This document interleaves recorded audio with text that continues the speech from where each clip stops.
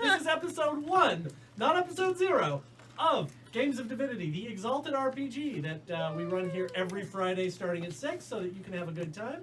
And to give you an idea of what Exalted is if you are new here, if you didn't see episode 0, if you haven't bought the book, if you don't know anything about this world, it is a fantasy game that is a weird brand of high fantasy that blends sort of action anime RPG with Crouching Tiger, Hidden Dragon, wuxia fun, ancient Sumerian and Greek myth, and the world's coolest hell. And I say that quite seriously. This game has the coolest hell of any RPG that I've ever played, which is part of the reason that I really like running it, because everybody's always going to be like, can one of us summon demons? I'm like, yes, one of you definitely has to summon demons. My God.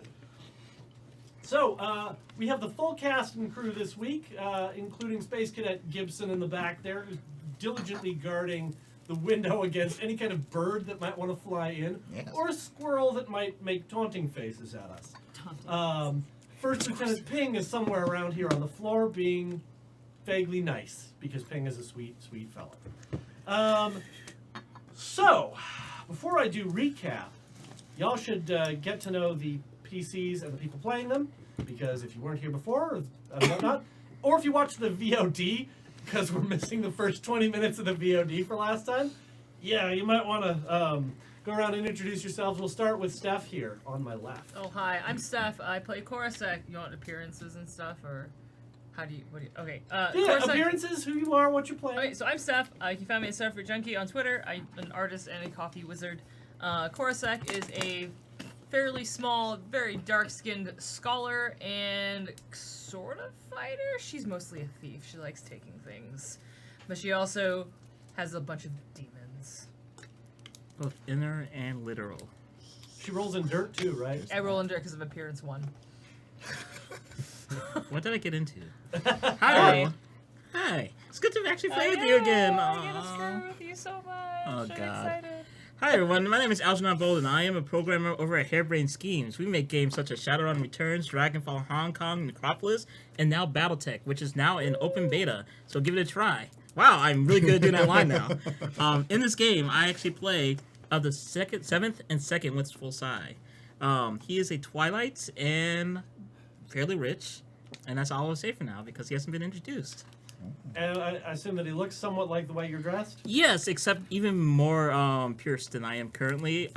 Jer actually did a really good reference photo, and so I had to buy like at least 5 more rings for next week. Nice. Me, yes. Hello, my name is Aria. You can find me on Twitter at Genki Soda. I am an intercultural communications trainer, so I help people not hate each other so much, basically. My character is called Avalokitsvara. She is sad, but trying to be funny, sometimes succeeding apparently. Half-dead girl, and really good at medicine. Full of ghosts. Full of ghosts. So full of ghosts. So many ghosts. Hi, I'm Andy, also known as Space_Cat189 on the Twitters. My character is Kaz, a guy from the north, sort of ranger-esque character that has bow and arrow, and I have a giant direwolf with me too. His name's Shokan. He's nice. Well, buddy. Yeah. He wasn't nice to Dude, me. Buddy. those little Can't wait to dingbats. see what we get up to today. He wasn't nice to me. Just friggin'. Don't. Here you go. Here you go, bub. Hey, no? Okay. Sip for ya. A sip for you. What are you buying? This is not Resident Evil 4, this is Games of Divinity. Sorry about that. I'm Sally. I'm a very serious person, very professional character. I sometimes do stand-up comedy, spoofs and goofs, and I am also a Twitch streamer. You can find me at Sally_Jupiter on Twitch. I play World of Warcraft mostly, and on Exalted, I play Ambassador Zarahava of the Golden Tongue, Priestess of the Unconquered Sun, who has a way with words, but not necessarily the greatest of intentions, and is leading the current caravan on the journey that we have begun. Hi, my name is Drunkly Romantic. I'm a Twitch streamer. You can follow me at Drunkly Romantic on Twitch and Twitter. I do a lot of weird things. I do a lot of weird things. You can follow. I do every Monday through Friday at 11:30 a.m. Pacific Standard Time. Actually, I'm going to plug something real quick because Anna was a guest on my show on Tuesday. There's a VOD. Anna answered a lot of questions about Geek Space. We talked exclusively about her mission statement and stuff like that. Definitely worth a check out if you want to know more about this great fucking place that got these wonderful people together. I am playing a character named Manos, who is a traveling martial artist drunkard with a penchant for fire and just infinite booze. Infinite booze. And that's all I want to say. And lastly, I'm Tyler Carpenter. I work with AJ at Hairbrain Schemes. I make video games such as Shadowrun Returns, Dragonfall in Hong Kong. I did not work on Necropolis, but I am working on Battletech. I used to run Death from Above on Hyper RPG. And these are all friends of mine in real life that I was like, hey, can I wrangle you into doing something completely crazy? And they were like, yes, let's do it. And obviously I must love Exalted because I run this game every Friday here on Geek Space TV at 6. And I also run Exalted every other Sunday for a bunch of other people. And every other Wednesday I play an Exalted game. So I'm just mainlining that shit. Just like, yeah, my dealer, if he runs out, I'm just going to be jonesing in an alley. So. Thankfully, I don't think Onyx Path is going to run out anytime soon because they were kickstarted and are generally doing pretty well with managing their finances, though perhaps their schedule for releasing books could be stepped up a little bit, Rich Thomas. Oh, you've been called Called out. It's not Rich's fault. It really isn't. It's the way of print-on-demand publishing. Though I have to actually add really quick. At Gen Con, they had a manuscript Yes! for the artifact book. Yeah, the Arms of the Chosen, the second book for Exalted 3rd Edition, the book about crafting, artifacts, War Striders. Oh, my War Striders in there? War Striders Fuck. with all of their unique charms. Do you know what the funny thing that happened on the Sunday? We dismantled that War Strider, but we kept the engine because it's technically a weapon, and so it lives in elsewhere with all of my swords. It's really funny. So yeah, that should be coming out real soon. They're putting it in the layout, I think, real shortly. I'm looking forward to it because that'll give more stuff for AJ to build, and probably more stuff for Ari to build. And by stuff, I mean bone monstrosities. Bone monstrosities. So, last week on Games of Divinity, Episode 0, A Darkening Sky. Viewers would have joined the intrepid band of Exalts as they approached the nation of Axaray, a city-state with several smaller tributaries that is ruled jointly by the living and the dead. They came under false pretenses, bearing slaves, which were not, in fact, slaves. They were individuals who had formerly been slaves, but who had been freed from their bondage by Whist, AJ's character, and had come along in order to provide a cover story and backup.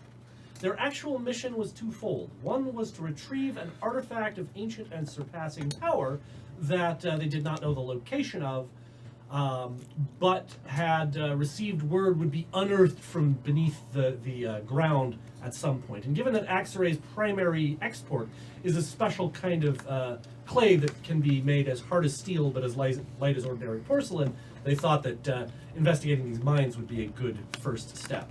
Secondarily, they were also looking for the prince, the firstborn son of a neighboring nation's royal family. The Nizam, which is in the real world the hereditary title for the ruler of Hyderabad in India. The Nizam of Hyrcania had promised a great reward to anyone who could return his firstborn son to him without being harmed.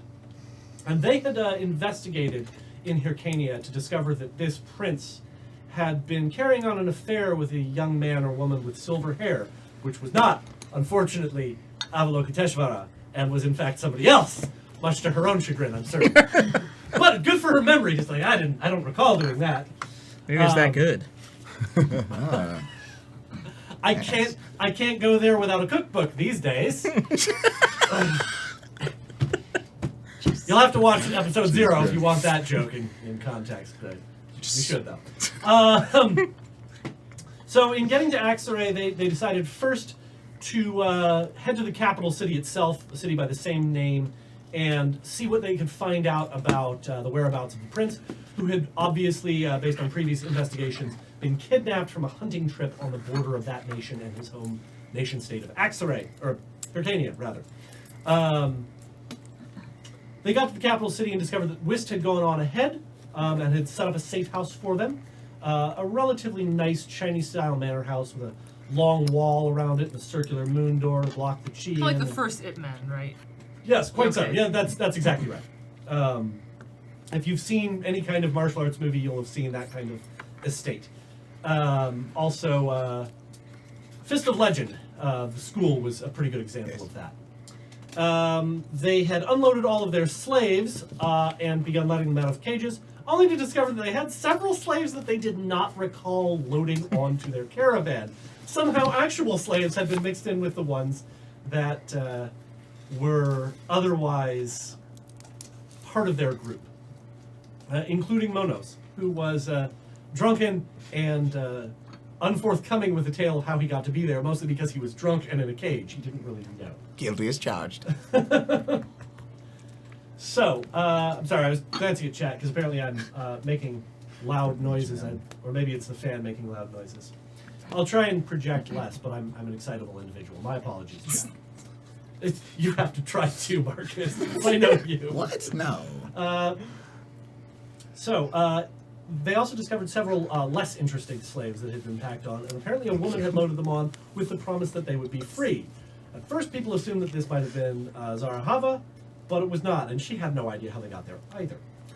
A plan was made to send Svara out into the city and investigate where possibly the prince might have been seen, because as the day shifted to night, living people went to bed and ghosts came out. The city being in Shadowland means that ghosts can become tangible and visible at night, but during the day become invisible and intangible. So while the living go to sleep, the dead work at night. When the dead fade from view and whatnot, the living come back to shops and continue trade. So it's a city that really doesn't ever sleep, and it sees a very strange night and day cycle that is equally active at both times. At least from the side of whatever your respective living or dead self might be. So, yes. Next after that, Svara had gone and refresh my memory. You had discovered that there were stories of this prince being in the city, and he had been attended to by a dragon-blooded woman. Yes, you were the one that discovered that. I think it also might have been. I think because there was some crossover there. Yeah. Yeah, they did discover as a joint group that the dragon-blooded had been brought to the city, or the prince had been brought to the city by a dragon-blood. A woman named Vanif Subhadra, who was from Anteng, a neighboring nation ruled by the dragon-blooded, the terrestrial exalted. For those of you that are not familiar with terrestrial exalted or dragon-blooded, the tribes from Avatar: The Last Airbender is a pretty good example, because they've all got an element and they do elemental powers and whatnot. He had also been seen with a tall, silver-haired Bishonen man with the hair artfully combed over one eye, looking, as I described it, as though he had stepped out of a Clamp manga. A very specific look. Now, let me see here. And the next day, people had gone back to investigate and to make absolutely certain that nothing had slipped by their notice. And made a plan after returning with that information that they should go investigate a new mine that had opened up about 3 hours away from Axaray, because the Vanif woman had been seen headed there, and they made an estimation that she probably had not brought the prince along, but she would be a good lead to go check out. They set out for it, and upon arriving discovered that the Vanif woman was there along with the prince and the silver-haired individual. All three were there, and the mine was being overseen by an administrator known as Harn Silverpine, who was just a mortal man who was a well-connected individual and practiced at running things. He invited Zarahava as ambassador to have dinner with him, the emissary from Anteng, the prince, and the silver-haired individual. Which of course meant that Svara had to crash the party after stealing a bunch of Svara's... Wearing my clothes. stealing a bunch As of you Zara's do. clothes. That happened. with help from Korasak, of course, to get pretty-ified, and she swept into the dinner as though she were meant to be there. Why, it's so good of you to have waited for me. Oh, it's so lovely to see you, etc., etc. Poured on the charm, and was just about the most seductive thing within a 20-mile radius. It was a lot of successes, and the silver-haired individual was immediately smitten in that, tell me more, I would like to get to know you and make your acquaintance, madam, etc., etc. Mm-hmm. I'm sorry. Are you there? I can judge afar. I'm just saying that perhaps they want to compare recipes. For salad? Yeah, I mean, Yeah, salad it's doesn't salad, really of need a course. recipe. I'm just gonna. I prefer cup Real- salads. Thank you. You're welcome. From that point, plans were made to, for the silver-haired individual, a gentleman known as Scattered Embers Ablaze. How's that for a fancy name? Welcome to Exalted. Scattered Embers Ablaze promised to show Svara around the mine, and while people were otherwise occupied, Kaz and Korasak decided to go investigate the mine. Mostly Kaz, and then Korasak said he doesn't know how to sneak around. God, I gotta go protect him, and snuck after him and appeared behind him and was like, this isn't how you do it. This is how you do it. That's great. And You're that very left- loud. Just echoed all over the place. Hard to find you. That left Zarahava and Monos up top, just hanging out, going, well, I guess in the morning we'll go down into the mine and we'll take a look at things and we'll figure out what's going on. Both Korasak and Kaz and Svara and Embers Ablaze took different paths through the mine down into one particular chamber near the bottom, wherein there was an armature in the center of a giant piece of onyx that had been cracked open, made of this bluish-white crystalline substance that had been formed into these interlocking rings that looked like they could be gimbal to mount something on. And it definitely hummed with energy and was some kind of ancient, unknowable artifact, perhaps of the kind that they had come to get and ensure that the dragon-blooded of the realm did not get their hands on. There were some words exchanged between Scattered Embers Ablaze and Svara, however, that indicated that Scattered Embers Ablaze knew who she was, had seen her before in the abode of her masters, someone known as the Prefect of Black Dharmas and Broken Stars, and he intimated that she was, like him, some kind of exalt of death.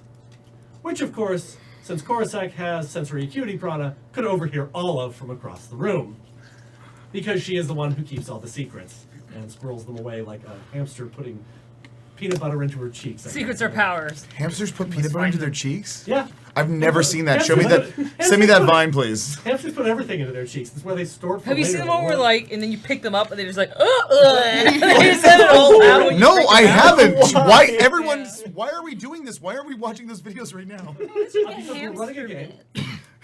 We did watch animal videos. All right, Just, chat. like, you stuff heard it socks here. into its thing. Spam Drunkly's Twitter with hamster vids. Have where the stuffing their hamsters have cheeks stuff or in just them. like That's get at freaked Drunkly out and Romantic spit on everything Twitter. out. Make sure you find the one where it's the glass eye. I have seen that one. Wait, what? Hey guys, welcome to Hamsters Alted. We're all just hamsters now. We changed the whole game.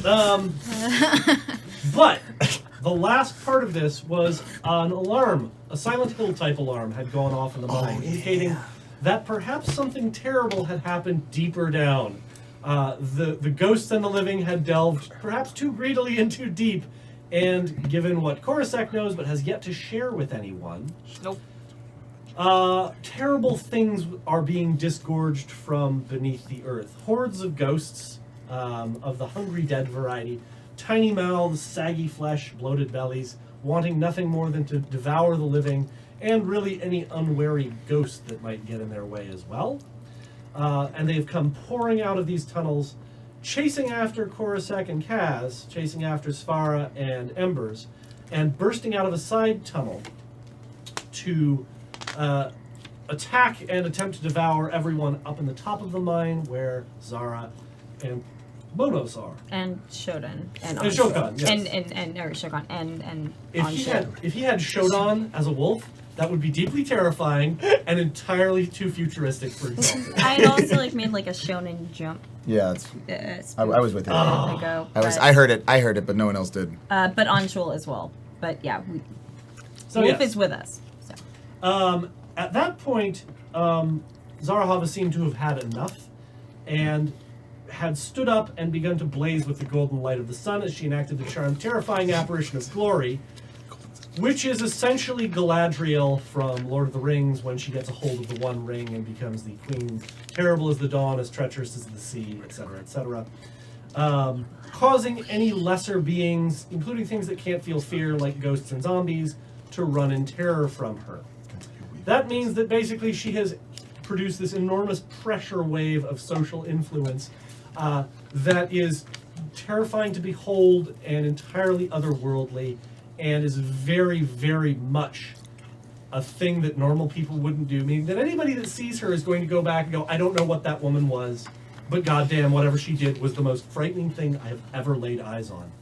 And it was at that point that Monos decided to pick up his flame wands and begin flamethrowering the ghosts that had approached. Yes. So, that is where we find ourselves now.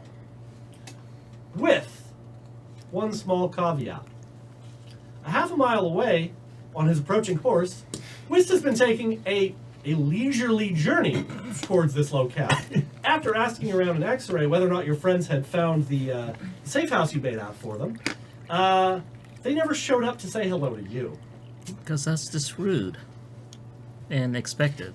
But your people did come and inform you on the sly that they had been seen leaving towards this mine some 3 hours distant. And so you thought it prudent to, after the pleasantries of the evening had concluded, to follow after them on your horse at a leisurely pace. They had a caravan of wagons. There's no way that they could get there and cause too much trouble while you were approaching. There's just no way. With just enough time for me to chastise them.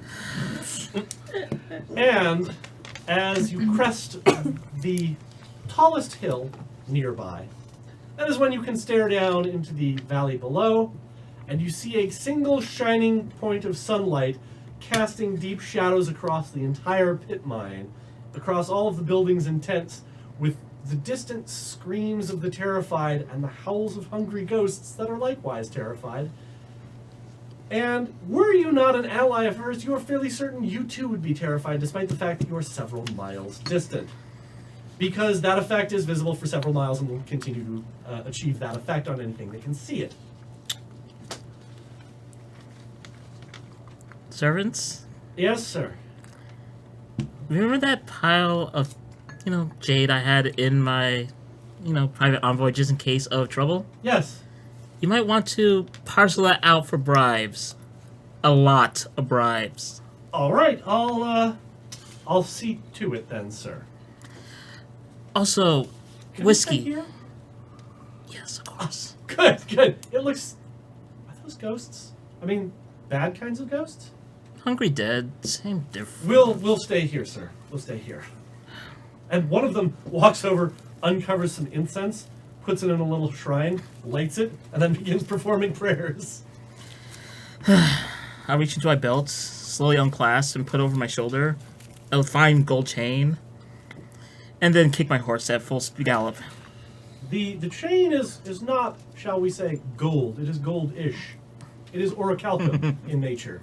The sacred metal of the Solar Exalted, and the thing from which with which I should say all of their powers resonate. Does that have a name, by the way? All of your artifacts should be named. Did I name it? You did not name it. Damn, I should have named it. I have potential names, but we shall talk at the break. Okay, we'll do that. We'll get a name for it a bit later. So we cut to down in the tunnels below, Kaz and Korosek running, I assume, away from the dead. Very Oh quickly. god. Oh god. You're passing small pockets of ghostly and living miners who are holed up with like pickaxes and whatnot, and don't know what's going on. Oh, okay. Is there anything that you want to do about them on your way past? Run! I tell them to fucking, because I know they're hungry ghosts, right? Yep. And that pretty much they're there because they've been buried away, people who have died or just left there, or they've been. They're always around, but something is drawing them to it.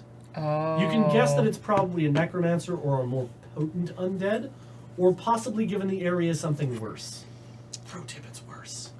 So it's not simply just the fact that the mine is a dead body. No, it's not the fact that they're mining the bones of dead guys. So something worse is coming. Something Okay. worse. Okay. Something worse that is buried below the dead body has gotten out. Oh. And then you said it's like countless numbers. Yes. You can uncountable hear hordes. them, this horrible wailing, and so And I say uncountable because really you have no way of counting. It doesn't mean that Yeah. they're infinite. It just means that you have no idea how many there are. Yeah. any miners or any of the workers that come out, like, go, run. It's like, what's wrong? Like, just run. You need to Alright. get out. Do you have any charms that you want to be using to enact that?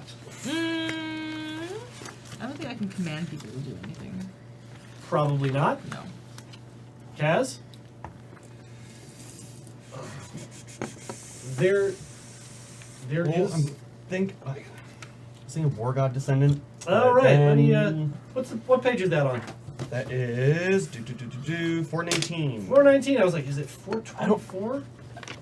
The fact that I can remember this is kind of spooky to me. All right.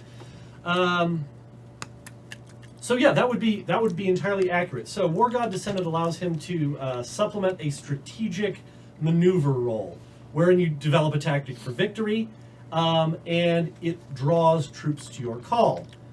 The strategic maneuver is let's get the fuck out of the mines. That's the strategy is don't be down here when the ghosts come to tear your face off and drink your blood.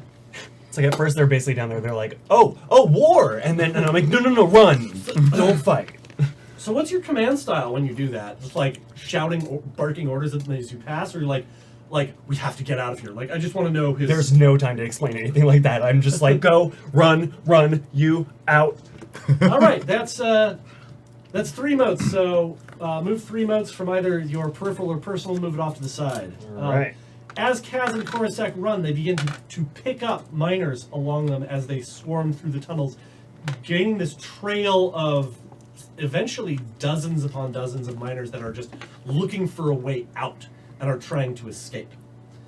Across the way, Scattered Embers Ablaze is moving quickly, but is not particularly hurried. There are a few times when ghosts will pop out of side tunnels, and he'll sort of like wave his hand in a quick blur, and the sword just becomes a shimmering arc, and the ghosts fall apart, and he snaps it back into his scabbard. It doesn't look like it's really taxing him too much to get the drop on them in terms of speed, cut them down, and keep moving.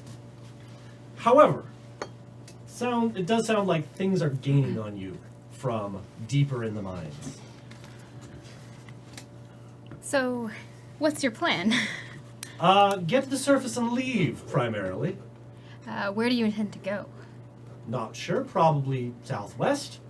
They'll probably have enough to eat around here that they won't follow me. You want to come along? Is there any way I can convince you to try to make sure my compatriots don't die? I suppose. Why do they matter to you? Because they have promised to help me with something that's very important to me. And if you help me with this, I will be, let's just say, in your debt. All right, fair enough. Suppose that's as good a reason as any. As long as they're essential to whatever it is that you're doing, I can respect that. So, you don't know how to fight, do you? Not really. I can cleanse haunts. We could also, just keep running for now. Let's go with the running thing. I don't want to stop to have you try and perform any necromancy. That seems like that would be a little more time consuming than we can whap 3 more undead fall apart. More time consuming than we got. Moment 4. Left, up here. And meanwhile, up on top of the external area of the mine, a large group of hungry ghosts has just been blowtorched to the ground as Monos is refilling the guns, refilling himself.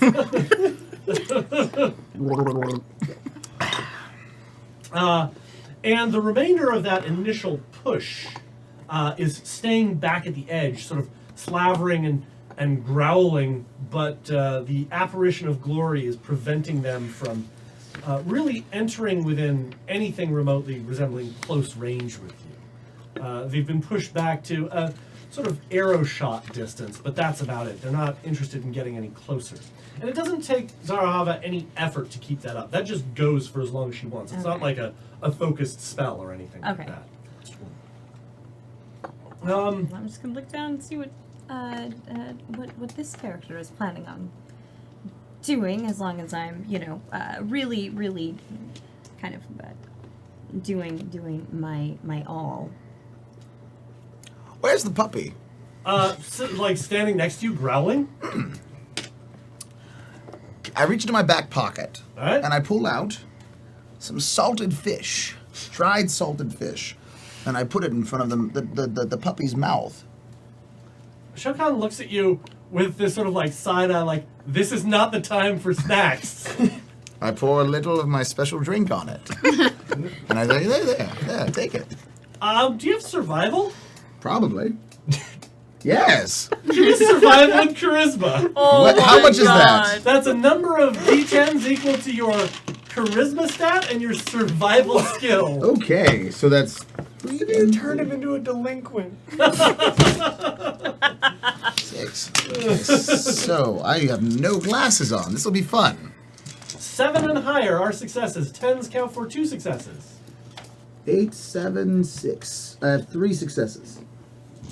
8, 7, and 6 are 2 successes. 2 successes. Okay. Yes. 6 is not 7 or higher. Oh.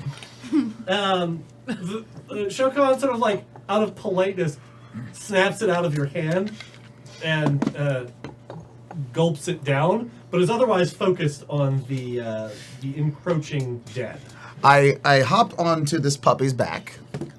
Do you have ride? Oh, probably. No, I don't, actually. So I hop on backwards to the puppy's back. You hop onto where the puppy's back used to be, and it pins you to the ground with a paw. Okay. Remember what we were talking about in the Discord about losing fingers? Well, And it growls at you. and so I'm assuming these hordes of the undead are still coming, so No, they're actually They're good. they're a bit back because of Zarahava's intense and terrifying demeanor. Fantastic. Well, then I pet the puppy's paw a little bit. Just lightly, just enough to know that I'm It, not. it I'm will not. lift up the paw, but give you that side eye, like, don't try and ride me. You're not my dad. And I wink at it. I don't Oh. think. I mean, I'm just gonna go out on a limb and guess that a direwolf, as intelligent as they are, being dogs, don't understand winking from. Oh, the wink strangers. wasn't for the dog; it was for me. I'm so glad I'm underground.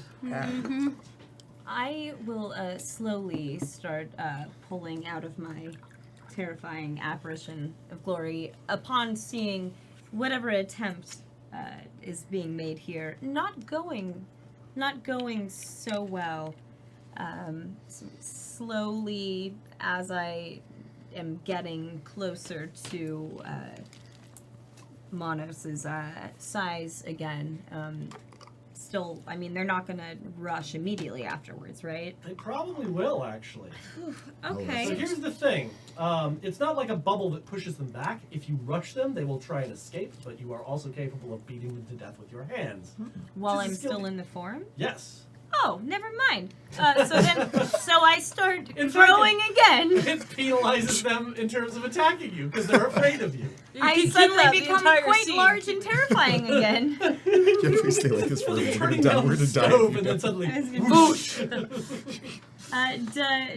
Does Lion's Grasp grow in size with me as well? Yes, because it's a social. It doesn't actually. Yeah, make it's not you like physically 50. large. Yeah, I'm not like 50 foot. Yeah, kind of thing. So yeah, you've got the gloves. You want to pop the claws? Ooh, I want to pop them claws. pop the claws. Lion's Grasp Yeah. out. Orichalcum claws with like 4 or 5 inches of length extend from the fingers of these gloves out of nowhere because it is not mechanical. It is entirely magical. In But the I'm distance, still holding on shoal at the same time. Yeah, So well- I am quite used to fighting with cat in arms at this point. So. and at this point, you got a pretty good look around at what the guards are doing. Most of them are being devoured, and those horrible war ghosts with the cages on their heads are smashing hungry ghosts left and right in sort of like crazed blind rages, but are being pounced upon and slowly torn asunder by simply horde numbers and the like. At this point, Korosek and Kaz come out of. You can see them in the distance on the other side of the ghosts that have encircled you. They come out of one part of the mine. In the distance, Whist is also approaching very rapidly on his horse, and will be here shortly. But again, he is separated by a wall of hungry ghosts. Svara and Embers come out of a separate mine entrance to the right-hand side past the wall of ghosts.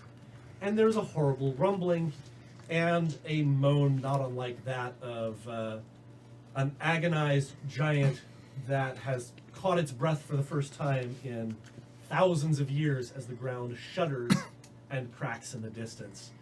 Stones being hurled up into the air, the land dividing, and remember to give me an athletics, or in your case, ride, and dex. It's not hard. It's just to know whether or not you're caught off guard by it. I'm gonna. Should I Zero. see someone? 5 successes. 6 or higher, right? 7 or higher. Alright. No successes. All right. 1. It's the best roll I've ever had in my life. I know. I'm so excited. All right. So, the 3 most social individuals, Zarahava, Svara, and Whist, all fall to the ground. Whist from the top of the horse, as they fail to keep their footing in the wake of this tremendous earthquake and the ground cracking and shuddering. Embers simply spends 3 motes and no longer has to worry about falling Can I down. fall at him? He catches you delicately. Yes! Love it. Anna.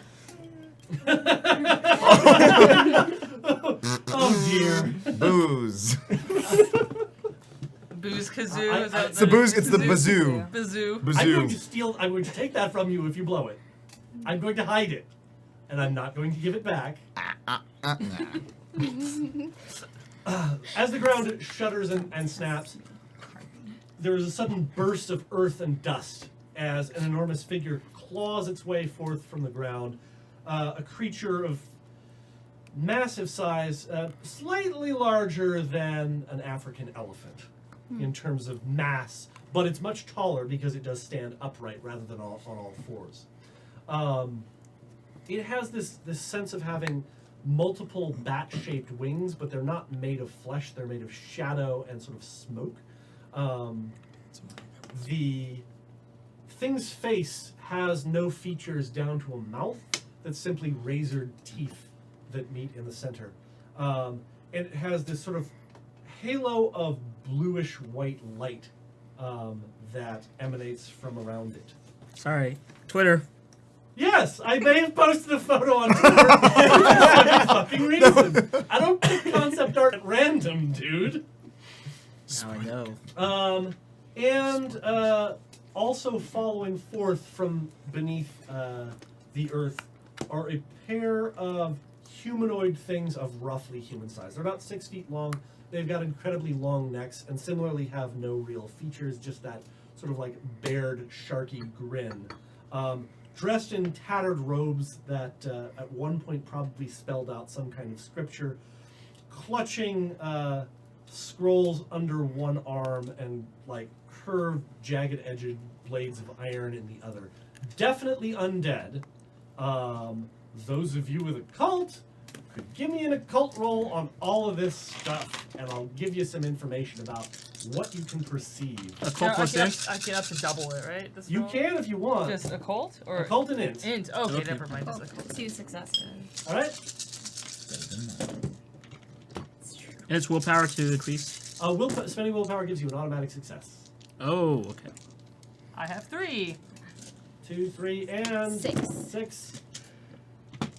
Of course, Ghost Girl knows more about the undead. Of course she does. That's her job. 3. Hey, I mean, these people have books. Probably I want to talk to them. With 2 and 3, the hungry ghosts have definitely been drawn here by the collection of those humanoid things and the larger creature. The humanoids are some kind of ancient undead. Things that are probably intelligent, but have been dead and tormented by the nightmares of the Neverborn so long. They've been driven completely insane and exist solely to spread the influence of oblivion wherever they go. Not things that you can necessarily reason with, and they wouldn't be good to have over for tea. But they're not using the books anymore, I take it. No, they're definitely using the books. Oh. Definitely, the scrolls, you mean, that are under their arms? Yeah. Yeah, they would make use of those. I'll tell you a bit more. And the large thing is some kind of ancient undead creature. It's not a person. It's not the spirit of a particular individual, but it's something else, something that was buried during an age long before. For Sphara's benefit, those ghosts with the scrolls are what are known as Nephraks. They are the priests of oblivion. Yes, Steph, you have. I am literally using the same stats. I know what those scrolls are and what I need to do with them. They are the priests of oblivion. They serve the Neverborn in the area beneath the underworld known as the Labyrinth, the perpetual maze of madness wherein the corpses of long dead gods are. They have a lot of necromancy. They're very powerful, and if you let them, they will just go on a ravenous horde and just ruin everybody's day. They And will just strip the skin off of your bones. Yeah, They can they'll do that. harvest you for meat, That doesn't sound very fun.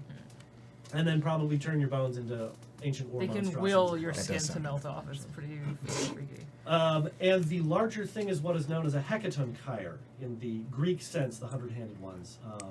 They are the ghostly remnants of either demons or ancient creations of the primordials that were left to rot in the sewer drains of the underworld for too long. Things that are one-off biomechanical creations designed to serve a purpose.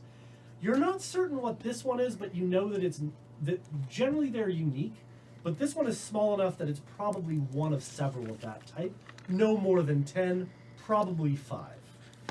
And this would be one of them. Which isn't to imply that more are coming, just that this one is part of a set. So, chat, players, this is where you learn about how combat works. Yes. Yes. So all of you got a thing on there called Join Battle, and that is what you roll. How many dice? Yes, that is the number of dice that you roll. And if you've got awareness as a tagged skill, you can up to double that. I actually don't have joint battle on mine. It's awareness, Awareness wits plus plus wits. Yeah. Wits plus awareness. So we just roll join battle? Yep. 5. I do blinding battle feint and I disappear. Spend the most threat. You're gonna disappear? Well, there's like a horde of monsters. Perfect place to hide. 3 successes. I will burn 3 more to get Ooh, nice. indeed. I got 0 6. I have 2 plus 1. All right. 0 successes doesn't mean that you fail. It just means that it's whatever you roll plus 3, so you go on 3. Okay. And I'll give you and chat a rundown on combat and generally how it works before we roll anything else. What's Kaz got? So my success is plus 3? Yes. 7 total. All right, 7. 8 Oh, total. 8 total, 6. and 7. total with the plus 3? Yep. All right, not bad. What's the plus 3 for? It's just whatever you roll plus 3, that's just the way combat works. So 9? 9. Nice. How are you? Wow. Oh, because you're smart and fast and stuff like that. And I don't have any fighting. I'm just gonna shake my stick. Go away! the Purify Haunt will allow you to banish ghosts from the area around you and prevent them from entering, like a ward. So, that is a possible thing that you could do if you wanted to take and hold a point and prevent other things from getting into it. And this thing will... The big thing, Holy crap, those 5 dice. with a terrible roll, so doesn't matter. 1, 2, 3... It goes on 6 with 14 dice. The general hordes of ghosts are going on 6 as well. And where did I put that? They've got a joint battle of 8, so they'll go on a reasonable number of dice.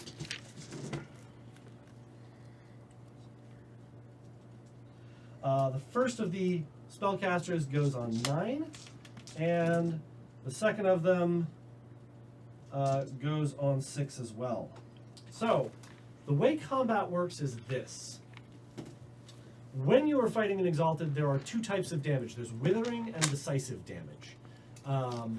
If any of you have played 7th Sea or the video game Final Fantasy Dissidia, it's inspired by those.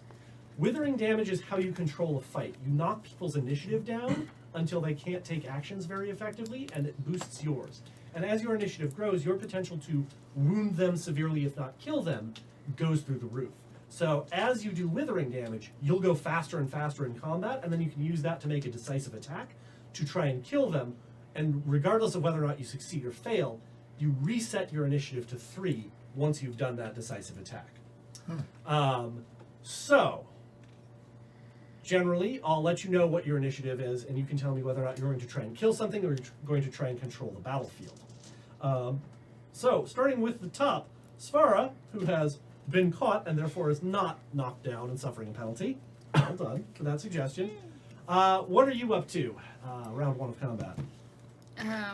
All right. So I've got this thing that can cleanse haunts, Yep.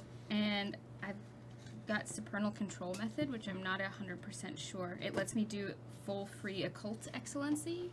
Well, yes, that's right. That means that, you know, normally you spend 1 mote per extra die when you double your pool. Mm-hmm. It means that you, once per day, or maybe it's once per combat based on what it says, you can do that without spending any motes. Okay. So you just be like, bam, I roll 20 dice, I assume, for you. Mm-hmm. Okay. And then I've got this ability to summon a spirit or a demon. But I don't know if I have to have, like, attached myself to it before. So the way that works is, what's the name? Is that a spell or is that a charm? Spirit manifesting word. So that just means that in the mortal world, you can cause your ghosts Okay. or any elementals that you have bound to manifest without Okay. them paying a lot of essence. It's what Korsek uses for Hesha. When Hesha appears, what you'd want to do if you wanted to banish the ghosts that are around you is you'd want to begin weaving necromancy Okay. to try and create a field of control to banish the Shadowlands around you and prevent them from entering. Okay, so that would be Shadowland Circle Necromancy That would then? be Shadowlands Circle Necromancy. And if you look at the spell, which I believe is on the 2nd page of your sheet, that will tell you how many motes that is. You should have a number. At the bottom? Not the charm, but the 2nd page of your character sheet. Oh, okay. Because I put it on the 2nd page under your charms, I think. If I didn't, I failed. Yeah, that's my bad then. I'm gonna, because I have the PDF somewhere, I'm gonna go with what my recollection was from Sunday, the last time we had a necromancer banish something, and you want 10 necromantic motes. And what that means is that you start to use occult and intelligence to weave that spell. Okay. And the number of successes that you get on that is the number of necromantic motes that you weave in 1 round. If you get 10, you can complete the spell and immediately create a zone of control around yourself. If not, you will continue to weave the spell over subsequent rounds. Okay, and if I used the supernal control method with that, You would automatically double your occult plus intelligence, which would bring you to 20 dice. okay, should I, because I've never done this before, save that supernal control method? I don't think you should save that. I think that this is going to be the Okay. only necromancy that Alright. you really need to worry about. Alright. This particular combat. Also, Genova, don't burn your hand on pork chops. Stop that, Genova. Stop it, Genova, Prius. Jim Prius, don't do that. It's a dumb Oh, idea. it's burn his hand or the pork chops. No, not burn his hand on Oh, pork chops. okay, then that too. I don't know, pork chops are tasty. sandwiches. We can't eat pork. I'm hungry now. You just ate. That's what Well- Jim always does. Damn it, Jim Oh, Prius. what's Perry innovation? Ah, Oh, yeah. Pork. 9. 9. All right. So in the first round of combat, Svara begins weaving necromancy, and from there, her anima erupts into full bonfire because that's what happens when you weave sorcery or necromancy, and begins displaying her purplish white.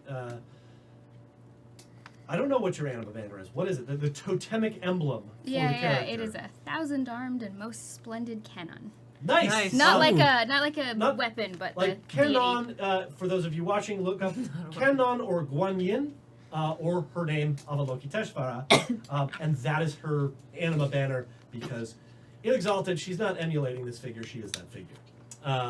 So it is the Bodhisattva of compassion erupting behind her with 100 arms, helping her weave the spell as the sublime mathematics of necromancy stretch out and begin to etch runes into the ground, purplish white light erupting from below.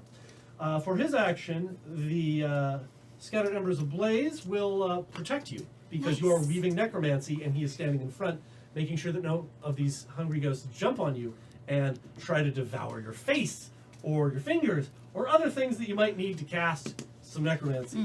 The necromancers, the long dead necromancers of a long dead race, erupting from the ground.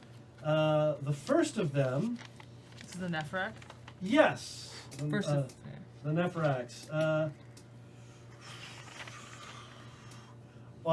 The first one stands up and sort of stretches itself, and its neck it's too long. It's like 2 feet of neck, and it's a little too thin. And the sharp teeth are just horrifying as it bares its mouth and sort of howls into the crowd, enacting the 10 mote, 1 willpower charm Dawn of Dead Stars as it begins to organize a battle group for war out of the hungry ghosts that are around it. And that will be its action, is to organize that battle group as those ghosts begin to pull towards it and generally surround it and organize themselves into ranks. To answer your question, the reason that one needs a face for necromancy is because it requires incantation, and if you don't have lips, it's very hard to pronounce those syllables that have p and b noises. And you just be like, they've developed special necromancy that allows them not to use them because they don't have lips. But they had thousands of years to perfect that. They've invented their own language. So Nephrak 1 will organize a battle group, which will stand in direct opposition to the battle group that Kaz has organized out of miners, who are scared shitless, but are being bolstered by your ability at command. Next on down, Korosek at an 8. okay. You So, have enough space in the battlefield to ask me questions about it if you want, okay. because nothing is able to see you right now. You're sort of hidden away. So we're gonna be facing off with that Nephrak right in front of us, who's building up that group, kind of. Yeah, right? it's interested Okay. in getting it. So I know I'm gonna focus on Nephrak 1. I can summon my dragon claws right now. You can. Right? And so how does that work? How does spellcasting have to do? That works just like what Arya was doing. So and that is occult and intelligence, and you need to build a number of successes equal to or greater than the sorceress mote cost of Wood Dragon's 5 claws. motes and 1 willpower. That is correct. Oh yes, you'll need to mark a willpower for your banishment spell as well. Okay. Yes, Just I you do. lose one of the willpower that you've got on your Yes, sheet. I do. So that's a 1 round boom, claws Here's are a out. pencil to mark down your willpower. And so I am gonna wait because there are way too many people and too many things right now. So I'm gonna do Right. that and invoke Stalking Wolf attitude. Nice. And I'm gonna focus down on that Nephrak. So Nephrak is now your target. Yes. You're gonna have to remind me next round what Stalking Wolf attitude does. Yeah. But I believe it allows you to maintain. So your I stealth. gotta maintain my stealth. They can't see me. I start losing, but it's basically I'm waiting for the opportune attack, and I get successes as long as I have at least a round in this. So Korosek does a similar thing to Svara by weaving this this supernal art of the universe in sorcery to call forth her wood dragon's claws. But being someone who is in stealth, who is a nightcast, and who has stalking wolf attitude, the array and mandala behind her does not erupt. It sort of poofs into existence briefly and then is swallowed by the darkest possible shadow, leaving the hungry ghosts and the Nephrax to look around as though they are aware that something just happened and that another combatant is on the battlefield, but they have no idea where. Further on down, we have... So I have to. So the other one. On each round in which she succeeds at the contested roll to evade detection by her mark, she gains an amount of initiative equal to her extra successes on the roll. Oh! What do I have to do for that? If you beat them on initiative? Yeah, no. Or is it... No, this is for the stalking wolf. So they have to try and detect me. And I have Oh, to right, wait. yeah, he's going to try and detect you. He's got a awareness of 8, so yeah. Give me your... What does am it I use your rolling? initiative, or does it use a separate self roll? I use a separate stealth roll. I use like the dex and stealth to get into initiative. Alright, so give me stealth and dex. Oh god. Pro tip, he did not roll well. Doesn't matter. I've had 21 initiative and rolled poorly before. I know, I was there. I think I was running that game. 3! Yes! Well, he got 1. Yes! So I win. So I get 2 2 extra initiative. initiative. You are Awesome. bumped to 10. Cool. Bam, bam. On 7, Whist and Kaz, seeing this battle brewing as the first Nephrak is arraying his battle group against Kaz. So I am actually separated between us and battle by a bunch of hungry ghosts, right? Yes, you got a disorganized mob between you and other people. But that also means that you don't have to fight organized ranks. So as this happens, I try to get up with as much dignity as possible. You do, it's not hard. The earthquake was very short. I will whip the horse to have it run away, It bolts. and then at the same action, wrap my neck around, and as doing the same action, the chain comes around and begins to spin at unhuman pace. Each time it slaps against the ground, it brings up the smell of the veldt, which is of an ancient savannah far away from this land. Yeah. And as I do, I take full defense and walk forward slowly in bulwark stance. Well, if you're in bulwark stance, you don't need to take full defense, dude. Oh, that's You true. can just make an attack at the closest thing.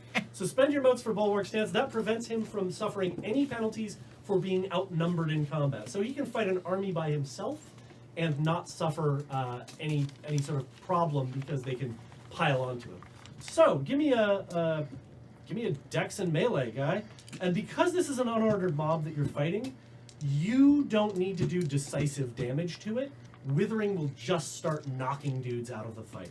And to be clear about his weapon, it's not just a chain. It's called what's called a rope dart or a meteor hammer. It is a chisel attached to a chain that he is spinning around kung fu style and letting loose into groups of undead. And it has a +3 accuracy. Yes. So you take your die pool there. Okay. Wait. Look on your sheet. I wrote this down for you. Oh, did you? The die pool on the far left with that thing counts your bonuses. I don't think you gave me the new sheet then.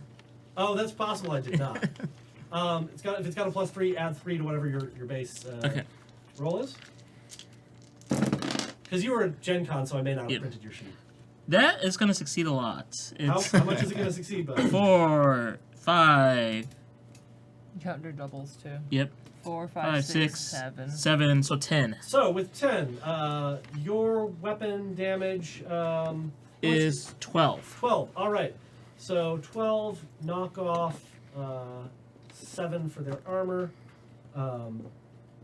15 dice. Roll those. And because this is against an abstract number of people, when he does withering damage against a group, he's capable of killing multiple people in one go, or at least knocking them down. 2. That's not as good. 2, 3, 4, Dice. All right, 5. 5. 5 of the ghosts of the hungry ghosts get whipped and struck down to their knees or otherwise killed by the whirling rope dart.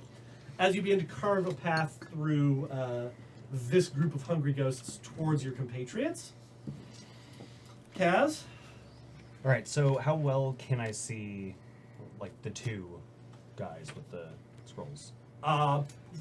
From on top of your vantage point, you're looking down at them, so pretty well. Okay. I'm just gonna try to shoot an arrow. Like, You'll need to aim at this distance, so you'll need to spend a round aiming at one of them. What if I use wise arrow? If Wise Arrow obviates the need for an aim, yes. Give me a page ref on that.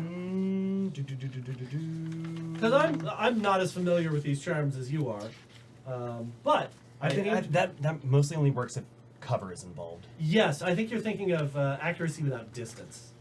Yes, which I do not have. Okay.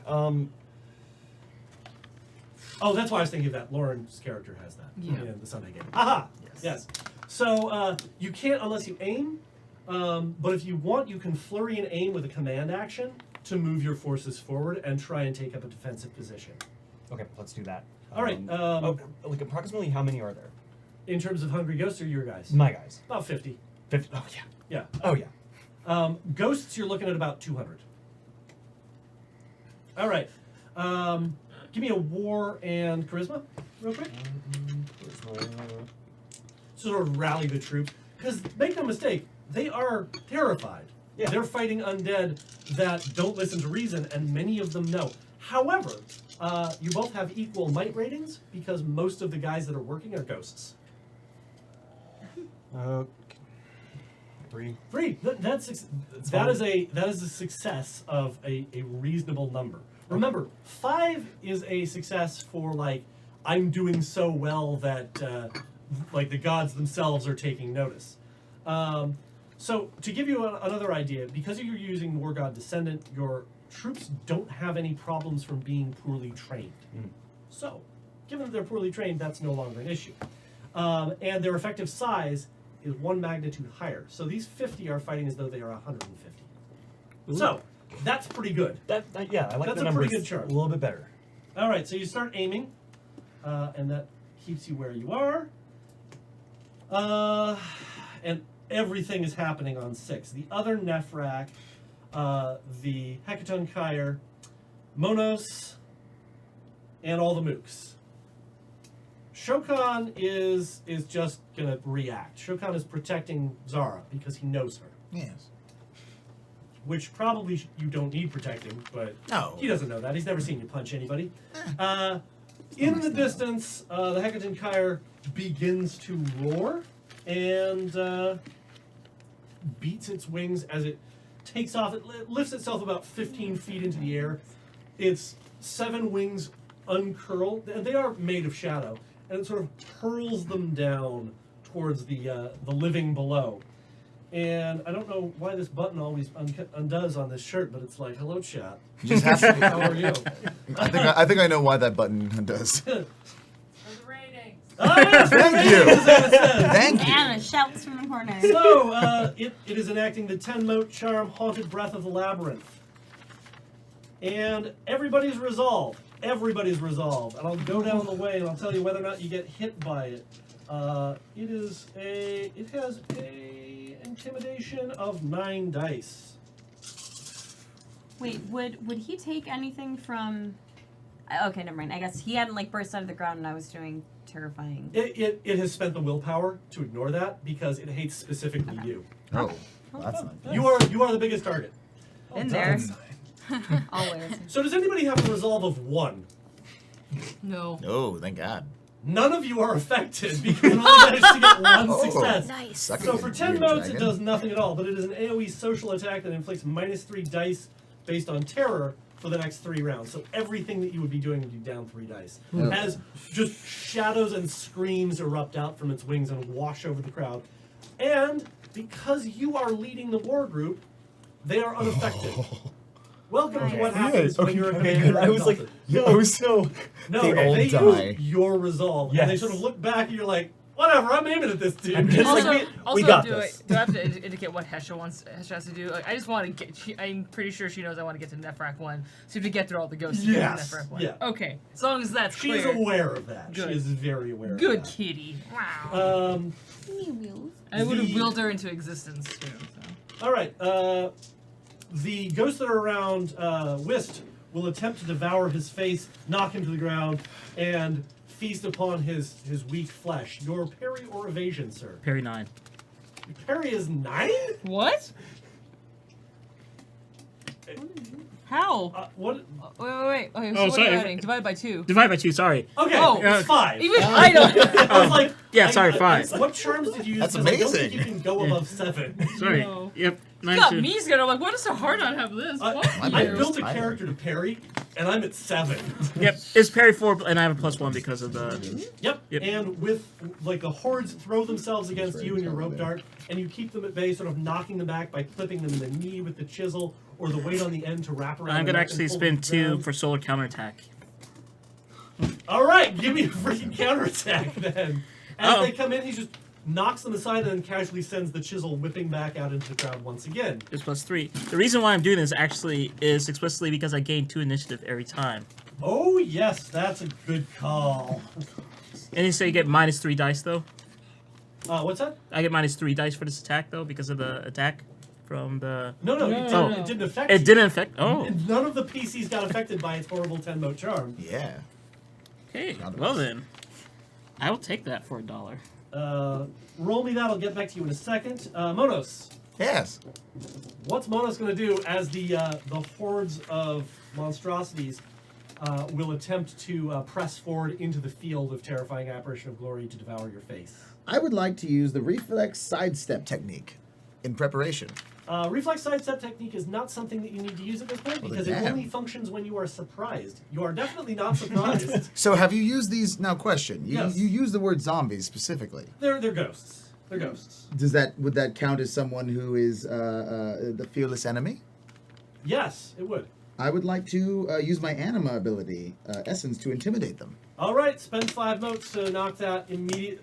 Actually, you may not need to spend 5 motes. Are there any charms that you would like to use in terms of flame walls or things like that? Oh, Because you do have a buttload of those. yes, I do. And might demonstrate exactly what kind of wandering martial artist you are. How about the phantom arrow technique? All right, you could go Phantom Arrow technique. That allows you to activate your guns without reloading them. So as you're like, I don't need to. Yes, I'm assuming I'm still kind of on the ground because the wolf Yeah, was yeah, there. you sort of roll over and get up to one knee, I assume. I like the idea of rolling over and just kind of laying on my Laying stomach down. and just kind of going to town. Give me, spend the motes for Phantom Arrow technique, which is 3 motes, I believe. 3. 1, 2, 3. And just real quick, I'm going to make a suggestion for you. Please. I want to double check it. It is under Righteous Devil style. Oh, here it is. Here it is. Yes. Not Righteous Devil form, but Blossom of Inevitable Demise. yes. If you are attacking the ghosts, I'll let this apply to that because it only functions. Actually, you don't want to do that. Yeah, you don't want to do that. In fact, you don't have any charms that would be useful in war for this. So spend an additional 5 motes from inside your... Not from there, from inside the bin to kick things into full anima level. Okay. So, what does Monos' anima banner look like? I don't know what that means. So you got a totem, Bottles right? A of totemic Bailey. emblem. Oh. If you go Super Saiyan, what kind of mysterious kung fu emblem appears behind you? It can be abstract or literal. I believe Zara's is a lion. Oh. Makes sense. Okay. You wanna guess what mine is? Mine is a flaming smiley face. I'm going to veto the smiley face. It can be something flame related, but it has to be terrifying by definition, and a smiley face is not terrifying. Well, depending frowny on face. They can be quite a, Well, fra- like a flaming, like, a the goofy wink poison, emoji with the- the tongue out. I'm afraid like that's the X anachronistic. over the eyes, like a poison control one. We can get back to that. But A regardless, skull. A skull, okay. A smiling skull. I can accept that because Okay. you were a pirate. They're always smiling. Memory serves. So yes, a flaming rictus grin that again erupts in the same kind of overpressure wave that Zara's terrifying apparition of glory does, but is intrinsic to himself and is not a charm, as he reveals his nature with the single solid disc of the Dawn cast. The great soldiers and generals of the Unconquered Sun. And I know that chat was trying to guess which cast or thing Monos was. Surprise, surprise, he's a Dawn. So, give me an archery and dex. What'd you get? So I got that wrong. It's actually the Dipping Swallow defense. So I don't actually roll for a counterattack. I Oh. just gain +1 and it's 2 motes. So Cool. every time I successfully parry, I get What +1 is initiative. It's just he's using Dipping Swallow. defense Okay. and burning motes to go faster as he begins to control in combat. 5. 5. All right, that is definitely going to blowtorch a bunch of these things and knock their initiative down. Both of these, the battle group actually, the first battle group, the one that is arrayed against Kaz, is still moving at a good clip, but the ones that are around you begin to scatter between Wist's attacks on them and your flame throwing.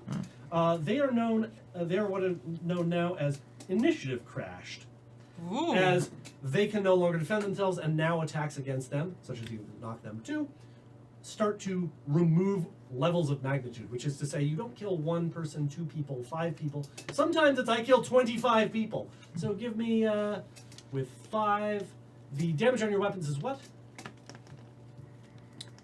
9 and then parentheses 13. All right, so give me 12 dice. 10s do count as 2, because this is technically a withering attack. I'll figure out what these ghosts are going to be doing. Too many dice. You haven't seen anything yet, son. Yeah. This is the first fucking combat. 3. Wait, hold on. Yes, 3. There's another one. It was missing. We start Hiding. capping at around 24. Shit. So. How many did you get? 3. All right. With that, you do begin to deal damage to this group and just laying waste left and right with the flames as they light on fire and begin to shriek and fall back, batting at themselves. They may be ghosts, but that fire certainly does burn them.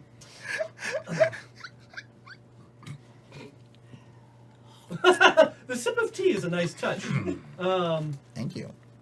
The war group that is arrayed in opposition to you surges forward and engages in a rush against your troops and begins to hammer against them. They have their initiative reduced by 2, leaving them at 4, and that battle group raises up to 10 as they begin pushing you back. Your people are fighting very hard, but they're just not very good at fighting. Yeah. They're good. Right now they're supernaturally well drilled because of your command. But it's like, all right, now put the pointy end in them. The guy's like, If this is like a mining battle, they'd be. yeah, they would. Like, if you were fighting rockmen, Yeah. It'd be great. it'd be on like Donkey Kong. Yeah. Ooh. Freezing. What? Donkey Kong throws Also, rocks, doesn't it's he? gonna be on Barrels like and- Donkey Kong. That's a saying. That is. Could be off like Kirby. It is. It is prior art. Galadriel says no, so. I should like to note that Nintendo did try and file its On Like Donkey Kong as a trademark in 2011. Oh, that's the Um, saddest thing I've ever But heard. it was, Come on, Nintendo. but prior art from Ice Cube's The Predator, specifically the song "Now I Gotta Wet Ya," said they couldn't. Now I'm gonna wet you. Hold on, Shoots wait. a guy and it bleeds. I'm gonna wet you. I'm gonna start yelling that at people. Anyway, Can I say that in the regardless middle of battle? No. I mean, you I'm can, gonna wet nobody you. listens. And then I throw wet my you. alcohol and I light him on Wet fire. you. That's what's gonna happen. All right. So with that, the second Nephrak also enacts his charm to reorganize that group to try and pull them back together against the flaming guns of Monos and company, and basically waste his action trying to collect them into a battle group. Zara. So I don't have any charms that are like combat charms or abilities that are really good for like AoE style moves. So I am But- I mean I am still rocking my. Here's the fun Sort of fact thing out. about fighting a group as a solar. Because of the nature of the game, if you want to like charge into them and just start beating them to death, you can. Well, yeah. So I'm gonna start just thinning, still using Lion's Grasp, and still being in sort of. Am I still like maintaining it? Yeah, it doesn't Okay, yeah. cost you anything. Okay, yeah. So I'm still maintaining it. And I'm just going to take on 3 or 4 at a time using Lion's Grasp, just thinning the small ghosts that are near us. Just All right. going through. But it's also worth noting that because I'm still in Terrifying Apparition of Glory, the battle groups suffer a loss of 3 dice on their route checks. Oh, that's bitchin'. That's real good. So yeah. So I believe you've got a So I'm charm. slicing around. I believe you've got a particular charm in here called Fists of Iron Technique, and it costs you 1 mote. Yeah, but that's bare hands only, and I would rather keep using my The claws weapon. are Does that counted as still bare count? hands. That is the advantage of them. Okay, so let's so I Fist of Iron technique. Then. There you go. With a single mote. Roll Brawl and Dex for me. As, let's see here. I think that's going to be the last action for that round. So, in recap, Korasak has disappeared and exploded with a wood dragon's claws from her arms with sorcery. Whist has begun making his way through the group, whipping this rope dart around and killing things. Farah's beginning to extrude a zone of control wherein the ghosts cannot enter. Kaz has organized the battle group and is drawing an aim down at the Nephrak 2. Their defense means that they are unfortunately unharmed by that. That it Even does- without 3. that's not against their route check. That's against their ability to block you. You wade in and they fend you back with their claws. And that was Dex and Brawl, correct? Yeah, so 3 and 3 for me. Yeah. Okay. Next time, if you want to improve that, you can spend 1 mote per extra die to up to double that. Okay. Also, your claws, I think, give you an accuracy bonus, which would result in extra dice. It's however many dice They you got. have +5 accuracy. Okay, roll 5 more dice then. Oh.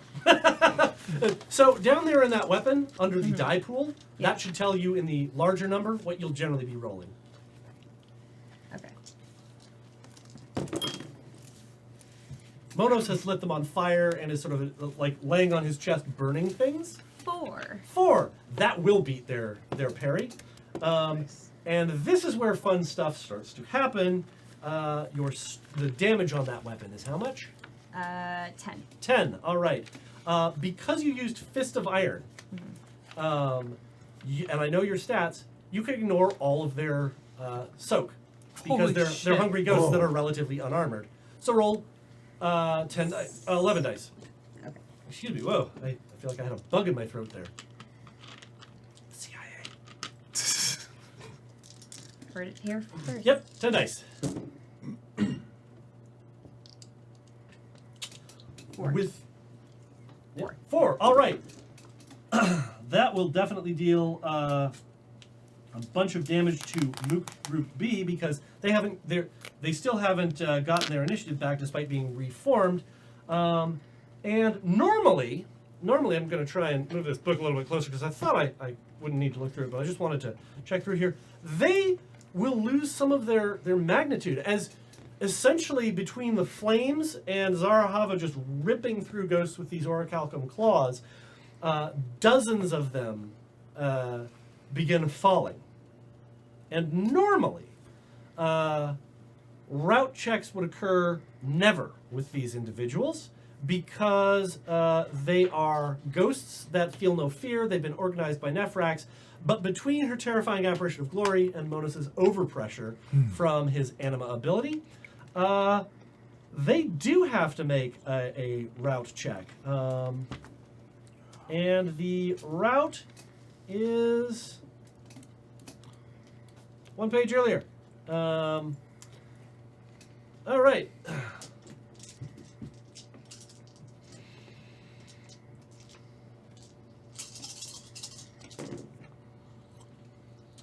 They break and begin to run. That battle group just starts to shriek and flee, something that the Nephrak is suddenly shocked to see because this has literally never happened before to him. Because it can't happen. They are supernaturally prevented. As she just begins to tear through them, and they shriek and gibber and flee like howler monkeys almost, like this, just yipping and shrieking into the night. Back to the top with that. That's going to be Kaz and Monos because their initiative has gone up. Their initiative has gone up. They are now capable of taking action first. Which of you would like to go first? Oh, go ahead, please. Okay. So if I were to use route stemming gesture, would that help, like the guys with me? Only Exactly. if they begin to route, which they have not yet. They have not Okay. taken any real damage. Okay. I'm gonna shoot that arrow at. All right. Are you One going is- to try and make a decisive attack, or are you going to try and knock him off balance for someone else to finish off? I'm gonna. I mean, he hasn't even been hit yet. That is at correct. all. Okay, yeah. No, I'm gonna try to knock him off balance. All right. Cool. Yeah. Give me a. You are at medium range. There's a mouse wiggling around in there as Anna does something amazing. In chat, I mean. Oh, I was like, a real mouse? Mike A Gibson, mouse? what No! the fuck? It was a mouse doing like a figure 8 on the screen. So give me an archery and dex, and if you want to use any enhancements on that, like doubling your pool with motes, now would be a good time to declare that. Yeah, let's do it. How many dice are you adding? You can- 2. 2. That's 2 motes. Cool. Awesome. And you're spending that from your peripheral or personal pool. that's the one that you can probably get away with, Yeah. given that people are I glowing got right a now. lot right there. All right. Okay. Oh, and you'll want to add 2 extra dice on top of that because of the medium range accuracy, and then 3 extra dice on top of that for having taken the aim action. Nice. Are you serious right now? Sounds like someone's a failure. 2. You do a really good impression of my dad, by the way. I've heard stories about your dad, and I'm sorry. Oh wait, no. 3.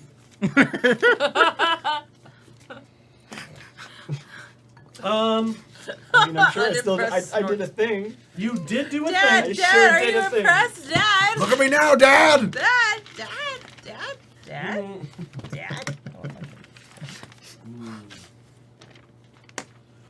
Oh, as you fire at him, it will spend 4 motes, 4 initiative, and 7 motes.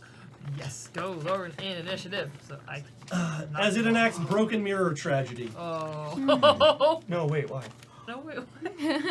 This sounds Because like you That's shot a at it. Nefrak. I don't It's like a this. fucking Nefrak. It's okay. So, didn't Broken break Mirror his- Tragedy, Major it clouds the broke mind his mirror. as you loose the arrow. It clouds your mind with shadows and paranoid impulses.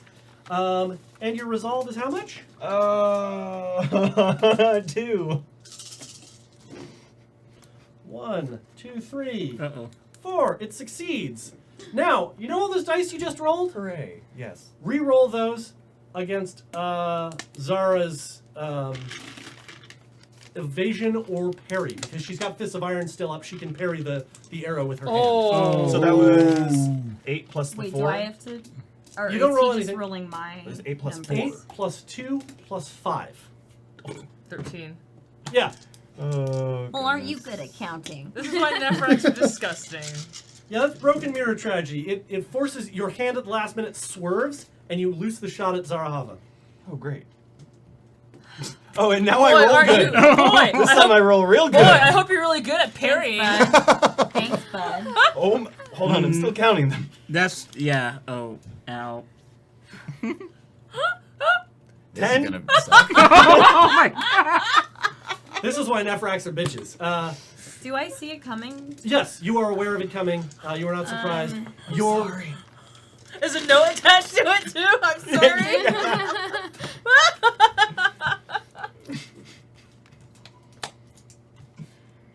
Can I use durability of augmentation? yeah, actually Yes, you can. you should. Okay. What's your parry or evasion, whichever is higher? They're both 3, so. All right, so 10 it subtracts 3, 7. Your total soak on your sheet down there at the bottom left, I believe is The final soak? Final soak. 5. 5. All right. The damage on your bow is how much? Plus 9, then parentheses 11. 11. So 21 minus 5, 16. Yeah, that's 16 dice of damage. Durability of Oath Meditation. Remind me what that does. Okay, I make friends good. When have you done this? you sure to put that application in or what? We don't have to talk about that. You say you wanted a raise. What if you're fired? Against withering or decisive attack. This is charm withering. reduces raw damage by 2. So, All right, and that costs how much?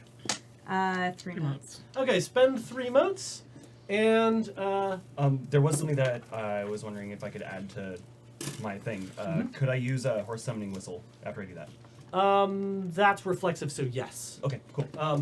Shokan books it and just starts like running through jumping over the. I need my boy after that. So, It was traumatizing. Oh yeah? Was it? so roll 14 dice. Wait, what? Roll 14 dice Why? because there's You still did 14 damage. dice that is unaccounted for.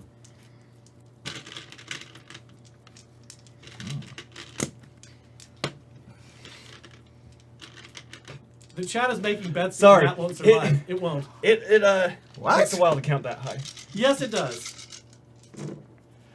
Oh. I've never seen so many zeros. Oh my!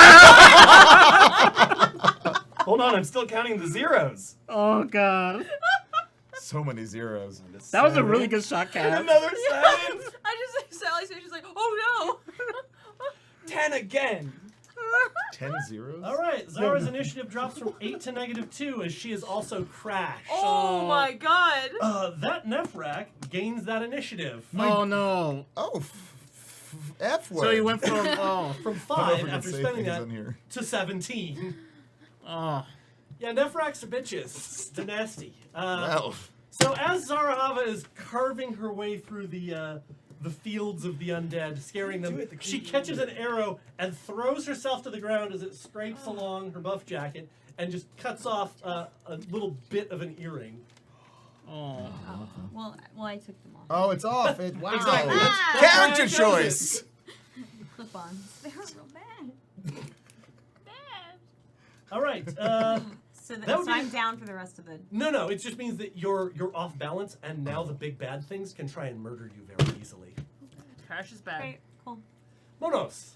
I would like to use Wise Arrow on the big thing that I don't like that hurt my friend and that my friend also hurt my. Not this one. Not the one that hurt my other friend, but the You're one gonna that have- hurt. I need on an out of character Nephrak level. 1 or 2? Yes. Which of the 3 big bad things? The big spooky batwinged thing, or Necromancer A or B? The big spooky bad wing thing. Apparently me. All right, big spooky batwing. Just thing. Andrew. I just want to go for Andrew. Is this a decisive attack, or are you going to try and knock it off balance, control the flow combat? Pro Dis- tip: you probably can hurt it theoretically right now, but Then it's yeah, got a lot of health levels. decisive then. All Or right, whatever the one that hurts it now. I don't know the things. All right. So first off, roll just a straight up archery plus dex. Archery, shoot that bow. And with Wise Arrow, you are capable of making that shot, but do you want to add any extra dice? Ooh. Yes. How many do you want to add? 2. Okay. And that's 2. I take these, right? You take them from either in the bowl or next to yourself. I added 2 as well. Okay, hold on now. 1 second before we roll. I need more. Ah. Also, Wisp is going on 11. Okay, so which was the one that this surge? Was that one of the necromancers, or was that the big bad? That was one of the Necromancers. I'm gonna go for the other necromancers. That's well. There's one that you're relatively close to who is trying to reform the battle group that has just been broken. Was that the battle group? No, I'm still in the.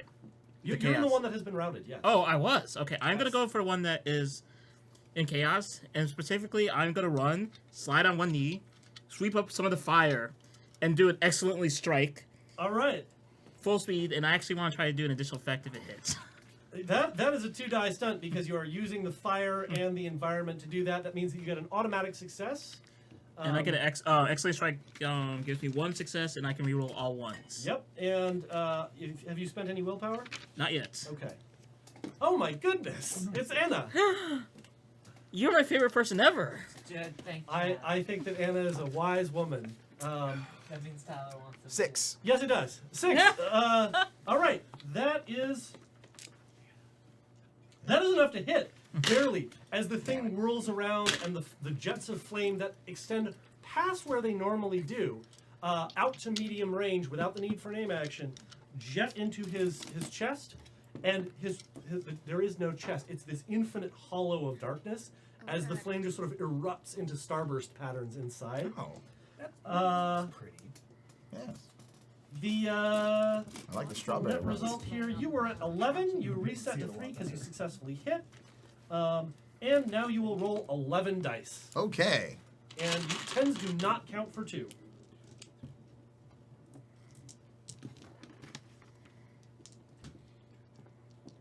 This is a minor Hecatonshire. Minor. Is it a demon? No, demons are. It is the ghost of a demon. 5. Okay. Sounds better. 5. 5 good things. Oh shit! Nice. You've knocked it into wound penalty territory. Nice.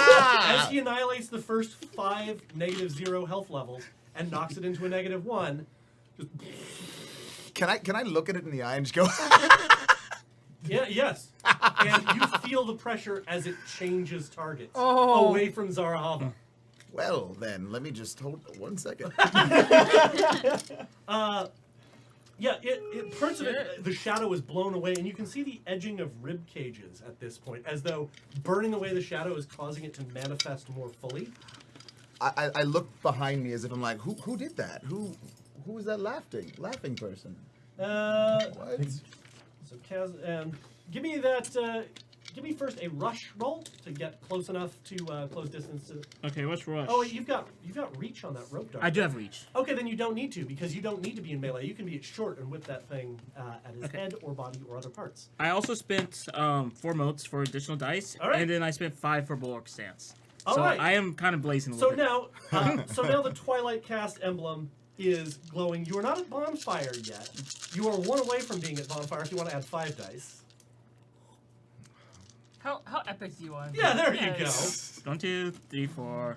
No, you just need to add 1 die. Oh, so do I this do is 1. Just 1? Okay. So now you're at full I ample want. banner, Yep. which also means that you have automatic bonus hardness. Thank you. I think I'm gonna need this after what I'm about to do. 1, 2, 3, 4. Oh no. 5. Reroll all ones Oh, that's right. There's 1. Until they stop appearing. until they stop being Which ones. is really cool. I only have 1. And now it's a success! So how many say before? 4? Yes. So that's 5. 5. Plus 1 for excellent strike. 6. 6. Yep. Plus 1 for the. Is that 1? Oh. You're welcome. Oh. So another 1, so 7. Plus 1, so 8. Yep, 8 total successes. That is more than enough to hit that Nephrak. And give me the weapon damage there for your weapon. 12. And you're going to want to add nothing to it. Roll 12 dice. 12 dice. They have more soak than the big nasty monster. The big nasty monster has more health levels. Are they demons? No, they're ancient priests that worship what your master worships. They're like, fuck that, we're not serving a Death Lord. We're going direct to the tap and sticking our head in the well of madness. And then they come out a little bit different. Okay. Just a little. Just a little. 4. All right, that takes Whist from 11 to 17. On par now with the other Nephrak. And it knocks the other dude down to 2. So he is staggered and caught off guard. That is, oops. And Korosek, still invisible. How close? What's the distance? Can I rush? Yeah, you have Monkey Leap, right? Yeah. You can absolutely, Great. absolutely do I that. want Hesher to come with me and come mess with the Nephrak. Hesher will use burst of speed to Cool. follow you Alright, awesome. because that is she just flashes. And so Crimson Leaping Cat technique, I can rush and I steal point of initiative from the enemy upon rushing. Extra successes are added to the bonus dice of my attack roll. All right. So what do I roll? So, give me a rush roll first off. Is remind me. It's on your sheet. It is Dex and Oh, Athletics. 8. Got it. Cool. I can up this if I wanted to. You right? can. So this Oh, boy. this Nephrak is beginning to weave a spell, and is aiming it towards Kaz and Svara. What is towards Kaz. What does it take to and counter a spell? For you, since it's necromancy, you could disrupt the spell but not fully counter it, which might make it go haywire. Or you can knock them off balance and keep them off balance until the motes disappear. He has yet to roll, so Okay. you would can I rec- decisive this? Like, can I immediately just decisive him, and that would you that? probably cause don't it? want to. You I only don't got want 10 to. dice. Yeah. Okay. Cool. All right. So I rush first. 1, 2, 3, 3. All right. 4. Yes, 4. So your initiative is now 14. Okay. And then Boom, boom. So to recap, Whist has slid forward, whipped the fire up on the end of his not meteor hammer, rope dart, and struck one of the 2 necromancers, knocking him off to the side, who's now wheeled around with those shark's teeth and is sort of as far as continuing to weave her necromancy to banish ghosts. Kaz was wrested to the side and loosed a dart, loosed an arrow at Svara at Zarahava. I got to use your full names because I'm going to get them crossed. At Zarahava, Get 'em knocking twisted. her to one knee. Monos burned the horrible monstrosity and got its attention so that it probably won't kill Zarahava this turn, which is a plus. Oh, yeah. And Korosek has rushed forward and is making a melee or a martial arts withering. attack. I'm going to do the withering towards this guy who's like completely distracted. I imagine I'm weaving in and out of all the monsters while jumping up from behind and trying to knock him off. That is definitely a 1-point stunt. Cool. That is an extra success. That is but no willpower 13. returned. 13 dice, right, for my attack. Oh, 14. Yep. Oh, that's a 0. That's a whole lot. 2, 3, 4, 5, 6, 7, 8. Oh, yeah, we got that. 7, 8. 8. 8. That is an additional 3. The damage on your Wood Dragon's Claws, and I'll describe this shortly. Mm-hmm. Is that an 8 counting the It's bonus 8. success from the stunt? 9. Okay. 9. Damage on your claws? It's 10. And so these like chorus like appears out of nowhere, and there's these gigantic arms on her, this It's like really only 10? twisting. Yes. Oh, okay. I guess they're less damaging than I thought. Oh, they well, were. this claw says 12. Oh, it's double 12. Sorry. in Okay. parentheses. Yes. It's, I got very confused. all It says right. wood dragons and then claw. And so Korosek's arms are now covered in these branches and these giant roots that wrap all the way up to her shoulders, and these claws are just this like her hands bigger are than like her this face. big, and they're all They're claw. gigantic. Cool. Roll 6 dice. Yay! So yeah, that's they've got a lot of soak on them. And oh no, this is not decisive. This is a withering. Withering right? it is. Okay, and I can't activate anything anymore, can I? Let's see. You got any brawl charms you want to hurl up? A striking fury clause. What's that do? Converts up to strength. Extra successes that would be added to the raw damage of a withering attack to post soak of dice damage. Instead. Okay, blow that then. Cool. And instead of rolling 6 dice, you're I am rolling 8 very dice. bright now. 8 dice. Well, you're not because you're a Oh, no. nightcast. That's true. Unless you want to be. No. You guys don't see anything. It's fine. 1. You know, I'm gonna roll some bonus stuff here for you because I realized I kind of screwed you. Why? Because he didn't get his defense because you're in stalking wolf attitude and he doesn't see you. Oh. So yeah, you get a bunch more dice, and from that, you get 2 additional damage Oh, for a great. total of. I rolled 1. Okay, and so then, 3. Yes. That knocks him down from 17 to 14 You're welcome. and raises you to 18. So you're Yay! slight, and now you're visible as you're standing Spinning over him, around. having knocked him to the side. I assume with kind of like a cocky expression. Can on I your face. steal a scroll? Because I'm so close to him without an action. No, Okay. not Just- yet. Not Okay. yet. Okay. Just Not like yet. He's gonna change his casting action to fuck you up. Oh, Honestly. that's fine. That's great. I guess. What does Hesha do? Hesha begins devouring his support staff. Oh, good. Nice. Which basically adds to the difficulty of him not making a route check the next time they get Okay, knocked down, cool. because it's just like some horrible stuff happening from a jade lion. For the viewers, Hesha is Korosek's jade lion. It is literally like a Chinese temple lion made of jade that is constantly smoking. It is a demon. And it appears out of nowhere and begins devouring ghosts and ripping limbs, and ghostly plasm is going everywhere, etc., etc. So that's Steph. Kaz has gone. Whist has gone. Zara has not. Novus has gone. The mooks go.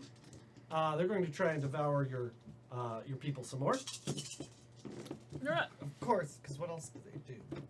Watch where you attack them this time, please. Yes. I didn't attack them. Note from your You attacked supervisor. her. I attacked.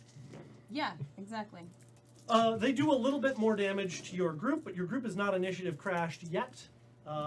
They're just being pushed back into you and whatnot.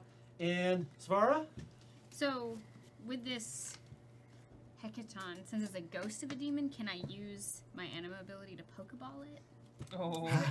Normally, yes.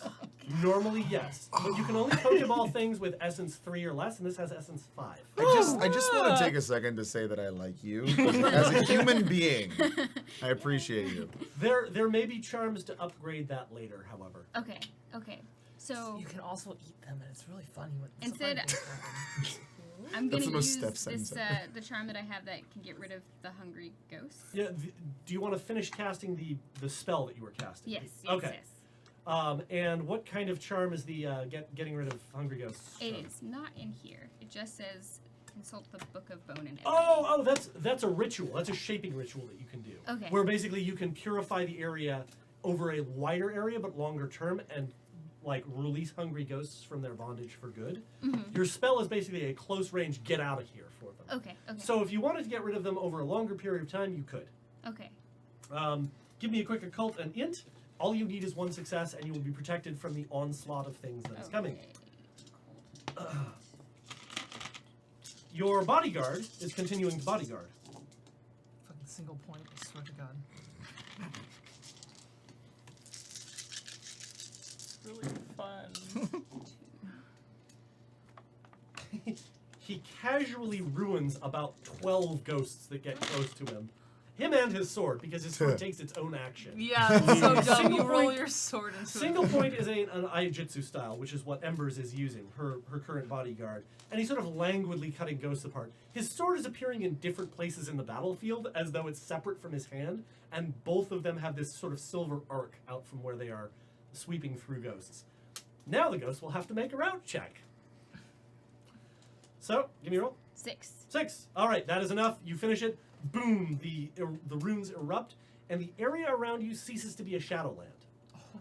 As it ripples outward, and one of the ghosts that is like leaping towards you past Ember's sword just dissolves from the face as he goes back into the underworld and sort of rolls out on the other side, stands up, and looks really confused because the bubble of space that you are in is no longer coterminous with the underworld. So if they try and jump in, they go to the underworld and then pop out on the other side like a wormhole. Nice. They're like, what am I doing? God! They just physically cannot enter that area. Okay. But you can shoot out at them. Okay. Or beat them with your ring staff. Yeah, it's got reach, right? Yeah, it does. Okay. Poke! So that you've finished that. You are no longer capable of being damaged by this ghostly group. Nice. That's good. You're gonna keep being on 9. And the mooks have gone. The Nefrak that is on. Is now on 14. That had cranked the shot over at Zarahava, is going to try and brawl now with Korosek, and will.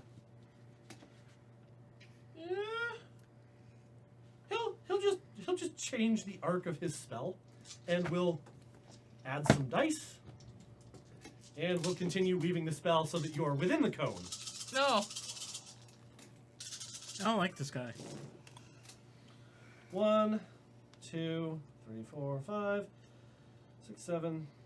7. He's halfway there. He's halfway, yeah. That's what I'm saying. You recognize this spell. This is one that is well known, and at a distance, Svara does as well. This is a spell known as Flesh Sloughing Wave. Oh, which it's a peels- cleaning spell! God it damn peels you! all flesh away from bone, but the original architect intended it to be a cleaning spell so that they could work with skeletons better, but didn't bother to consider that living things have meat on them too.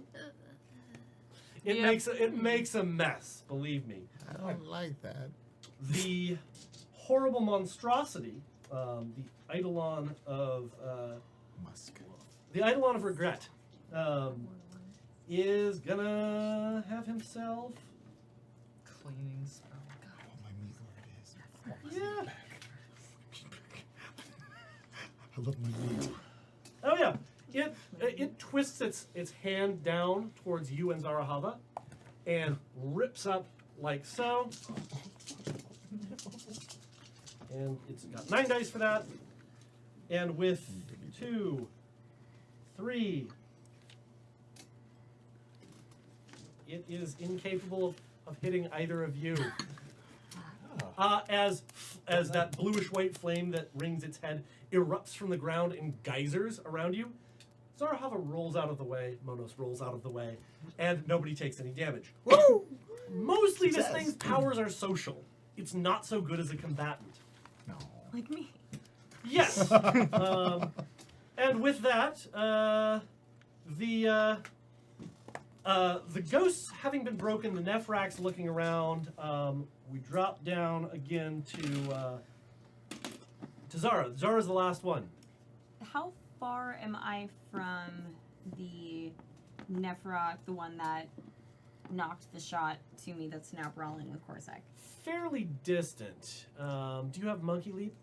I don't, but I have a Vicious Lunge. Vicious Lunge is good Or for is that grabbing for people, grabbing? Okay. but it's not for closing distance.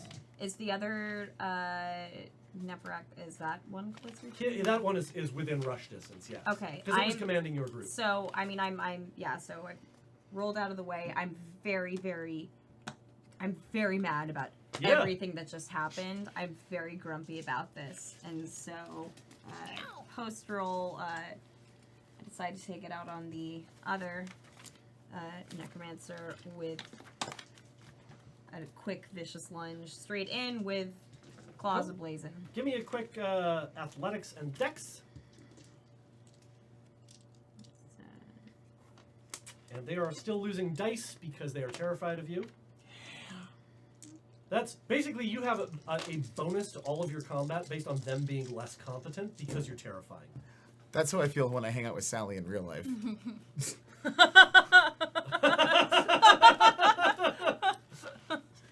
Yes. As you can say, right? Is that a good? That's good. That's good. 4. 4. Yes, you successfully closed distance. Now give me that that brawl and dex, and you can up to double that pool. Since you're all already glowing like the noon, it doesn't really matter if you spend it from your peripheral essence or not. Wait, so from like that just means which? The peripheral is the bowl. The bowl is the one that makes you Yeah. glow. You're already glowing, so it's better to burn it from the bowl because that one is more dangerous to use in polite company. And that's only 1, right? Yeah. That I take away. It's 1 mote per extra die that you want. So if you've Okay. got 6 dice and you want to make it 12, you would take 10 or 12, 6.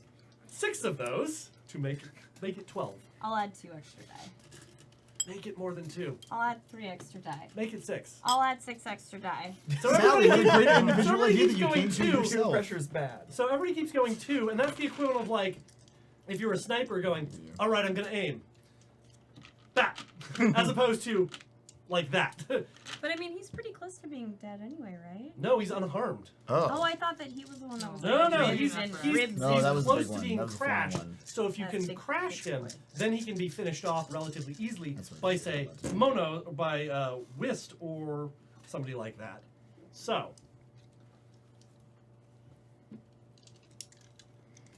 7. 7.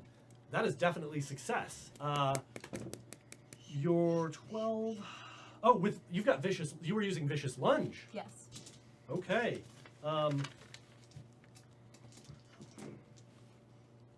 It fails to get any successes on its strength to break out of your grasp, as after Whist knocks it back with the rope dart, and it sort of scatters with the flame, and begins to draw up its sword.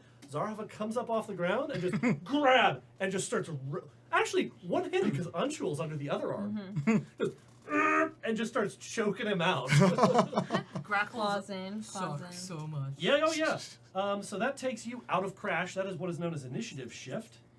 Bumps you to 5, and he is knocked down to initiative crash. The Hecaton Kyre is looking around like it's not entirely sure what to make of this situation. Starting from the top, it looks like it's about to take flight and leave. Nice. It has no loyalty to these Nephrax. It was just buried with them. Oh. The Nephrak that is controlling the battle group is about to discover that the battle group may not stay coherent. It does not stay coherent. The other battle group routes because of the Is that track 1 influence. or 2? The one that you were standing Oh, over. then I'm brawling. Because its control was momentarily broken, and the fact that there are 2 supernatural terror effects going on means that effectively the things that it is fighting are scarier than it. And so it's got a bunch of they've got a bunch of penalties not to rout, and in order for it to try and rally the troops, it has to not attack you. Oh, good. So it's going to let them rout. The ghosts begin to flee.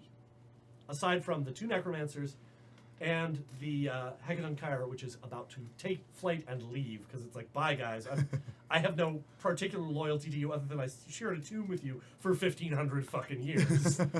We're just roommates, okay? Well, and also none of them are really resort to language at that point. So Korosek on 18. Oh. Okay. Just gonna engage. Oh, it didn't take. Oh, just engage or withdraw. Okay. The necromancers have a hardness of 5, so if you hit them, you've got 18 I'm just gonna dice of fucking damage. just withering attack the dumbass. Fuck it. Withering I'm or right here. decisive? Can I decisive? No, I'm only You 3 got- higher. You got 18. You're at an initiative of 18. He's what? It's not the difference. Oh. It's the absolute value. You have 18 dice to do damage to him. He has hardness 5. Okay, so there's also the Stalking Wolf attitude because it's indefinite and I've been hidden for at least a round. She may unleash a decisive attack. Okay, it doesn't really add anything. Weird. Yes, I know, Lizzie. AJ does not have the beard, bead things, and braids. This is something that he's working on. Yes, as Oh, had I and known can I- that, I would not So shave. here's the thing about Stalking Wolf attitude. I'm trying to understand because I imagine it as like an addition to when I'm stealth, but I have not technically broken it, or have I broken it? Because I'm still focused on one enemy. I technically didn't break What it. page is that on? I'll just read it. 404. 404? And so there's like a thing about it ending preemptively, and I'm losing initiative. Oh, if so it's somebody breaks your stealth? Yeah. Yeah, nobody's broken your So stealth. I still technically have it. You still technically have it because he hasn't beaten you. He can't see exactly where you are. Oh, okay. He just knows that you're immediately around him. So he still gets a defense, it's just penalized. Okay. So stealth is not broken. Okay, cool. So yeah, I'm gonna fucking decisive attack him then. All Fine, right. Why not? Let's do this. There we go. I'll have to Uh, read that in more detail. Yeah, and, me like, too, make because a it's still final kind of move, really wonky. But I think that that's the way that works. So remind me how this works. I roll my 14 again. You roll your standard attack. Okay. And you can add dice if you want, but the accuracy of your weapon doesn't count. It's just your raw. Oh, the 9. It's- The 9. Yeah, it's just your raw martial arts and dex. Okay, cool. 9. So then I will fucking burn most to make sure this hits. It's gonna do 4 for setup. All right. Ooh, that was decent. No, we'll see. 4, 5, 6. 6? 6 equals their 6, parry, so yes. yes, you hit. Jesus.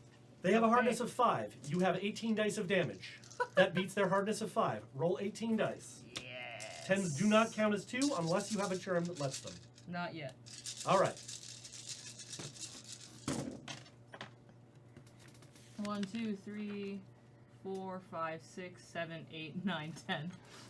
The ancient Lintha necromancer, because they are in fact the Lintha, one of the dead races created by Kimberly, the sea that marched against the flame, rises up and lifts its sword in order to change tactics away from continuing flesh-sloughing wave to bring it down upon Korosek's head. As she drives both of the claws into its chest, bisects it in the middle, and tears it in half. Hell yeah. Yes. Can I steal the book now? Yes! Fucking the scrolls. Yeah, earned. You can have whatever you Fucking want. Scrolls. There's a shrieking eruption of terror as this thing feels pain for the first time in an eon, is torn apart, and bluish white light erupts out from the cracks in its body. And normally I would just end combat as the other guy is leaving, but before the other guy can leave, Whist gets to go on 17. Oh. How far away is he? Is he flying a little bit? No, the Nephrak? Eh. The Nephrak is right in front of you. Oh, you Oh. get a 7 wing You're not close enough to hit the Shoot. the behemoth, the Hekaton Kyre. All right. In which case, the rope guard's going to be pulled back.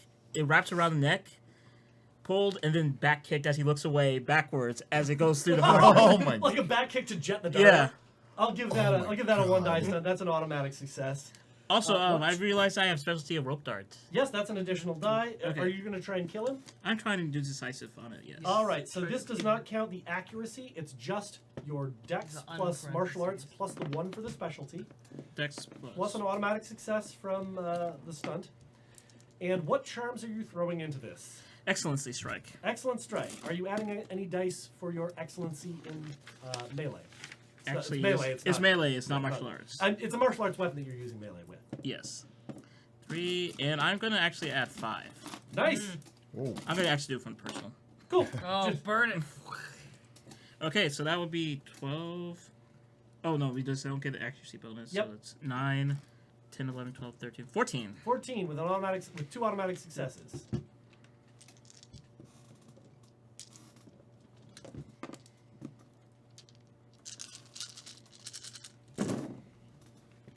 Okay. 1, 2, 3, 4, 5, 6, 7, 8. Yep, you hit. Because extra successes when you try and murder something don't add to your damage, as long as you hit their defense, I'll just generally stop you and be like, you hit them. So, 17 dice. 17 dice. Okay. Yep. Everything but 3. And you don't. The excellent strike doesn't do extra damage. It doesn't do extra damage. Yeah, It just gives you. that's fire and stones, I think. I've used a lot of these charms from first and second edition, but like I still haven't bought any of my melee attack charms in my Wednesday game. I'm all about like defense. My guys. Dude, that defense. Yeah, what am I'm I sorry. saying? Shit hits you way too much. It fucking sucks. I'm gonna pick up that armor maybe soon. Have it whisper some Yeah. more things to me. It's good.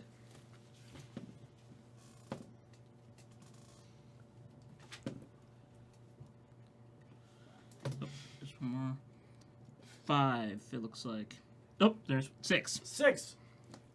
With What? that, Yep, and 12 damage. all right. With that, the rope dart is ejected back at with a back kick towards the second necromancer, as it begins to raise its hands up, and its face starts to glow with unholy light, and the chisel lodges itself in its mouth, and it coughs out a bunch of black ichor and staggers around. It is technically incapacitated. Would you like to kill it, or would you like to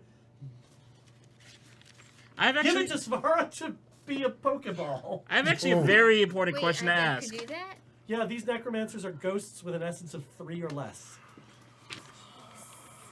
It's a demon, right? An No, abomination. No, it is a it's a ghost. Stop It's like a railing on my goddamn demons. We're gonna have a Demons are much problem. more intelligent than these ghosts.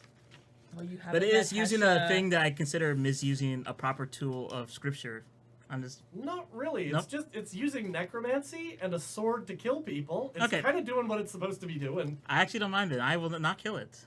So it's incapacitated. The remainder of the ghosts are fleeing.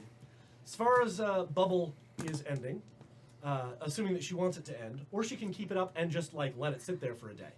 Yeah, that's fine. And you can see down there. You're like, that's an ancient Lintha ghost. The Lintha, you know who they are. They're primarily ghostly at this point. They are an ancient race created by one of the Yozi to be seafaring monsters that were also priests. So they're pretty rare. Yeah, I'm pretty excited. It's like shiny Pokemon.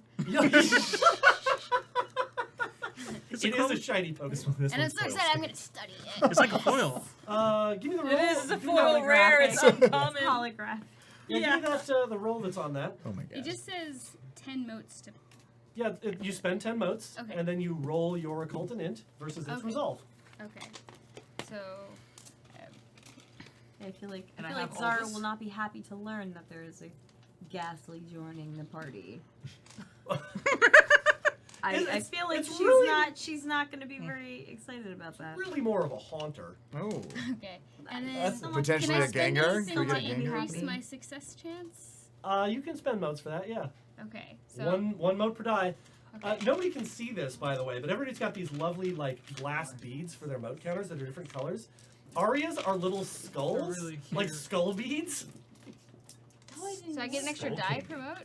What's that? Yeah, extra die per mote. Okay. I'm just gonna... I'm very excited. It's... So you're just like counting them individually, so you're like, yes, and yes.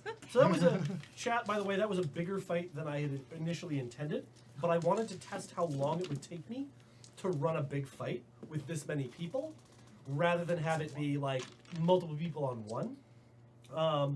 And I think I have a pretty good idea of that now. So, thank you for bearing with me, but it was suitably dramatic. They've got a freaking monster, like, undead demon that clawed its I way out ripped of it the in half. ground. People have just messed up ancient undead ghosts, and Svara came is in about with the Pokeball style. one. I attacked Didn't my actually friend. roll. I attacked my friend. Wait. Proud of now, you. now I want you to know, I'm going to tell you all a little story, that the first time I used that power, I used that power against Lauren's character, who was using an abyssal sniper rifle to try and murder Steph's character. And the only reason she didn't is that Steph's character was really good at going, no, fuck you, I'm out of the way. Why'd you use it again? Because I'm a jerk?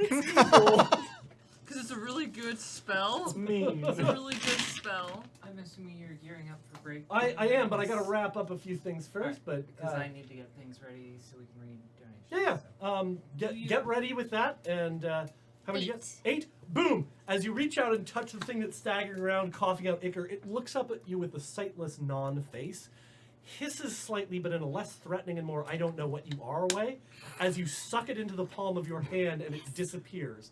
Vampire RD style. Yeah. Yay! Did the scroll rename by chance? Oh yeah, absolutely. All of its stuff stayed behind. Almost immediately, he goes into a lotus position and begins to read. Can any of you read Old Realm? I'm gonna try and I probably can. fail. Yeah, you have no idea what it says. It's I like, can read it. oh, it's necromancy spells. It's literally his grimoire. Yeah, I'm very excited. Yeah, I kind of figured you would be. Scattered. By the way, the remainder of everybody who worked at this mine has long since fled.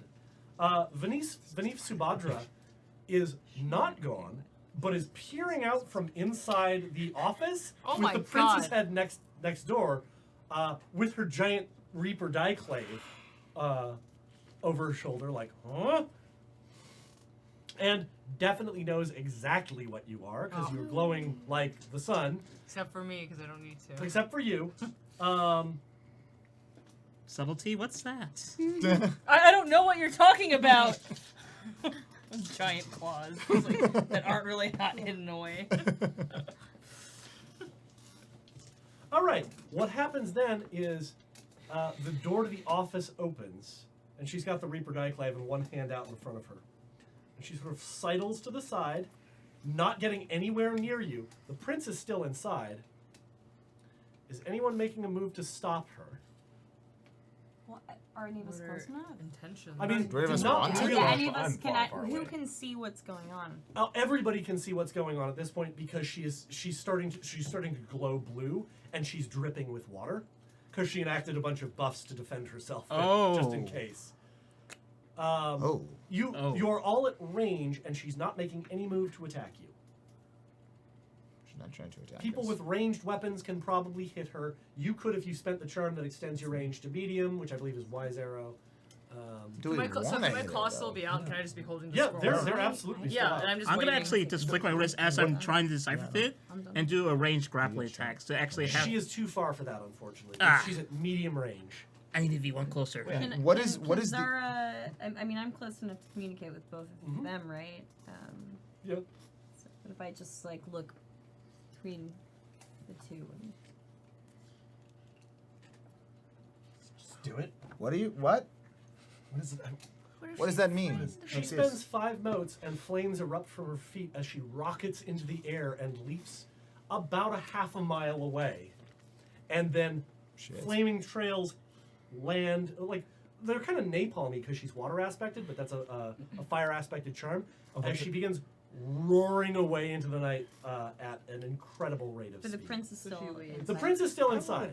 Oh, We should that's hit her. fine. Is this like Yeah, I bad didn't news know what- bears for us? Well, you live in That the was- underworld. It's bad news for them, mostly. That was a dragon blooded who just identified at least 4 solars. There's gonna be a wild hunt. Technically, shit. only identified What's 3 your solars because Kaz never Kaz started never did glowing. go, yeah, so. And Yeah. and Necromancer, And- though, because she Yeah. was bleeding out the forehead and There we stuff go. like that. So, the Wasn't all prince bad remains things. hiding, and Jahar pokes his head out from behind one of the wagons. Is it over? Jar! Yeah. Why didn't you stop them? No, never mind. Never mind. It wasn't your fault. You're damn right. Whiskey. Yes. Yes. And with that, we're going to pause for 15 minutes.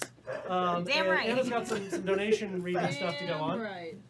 Yeah, the Vanif will absolutely never come back to haunt them again, Exter. No, For never. sure. Oh. Never. Ever.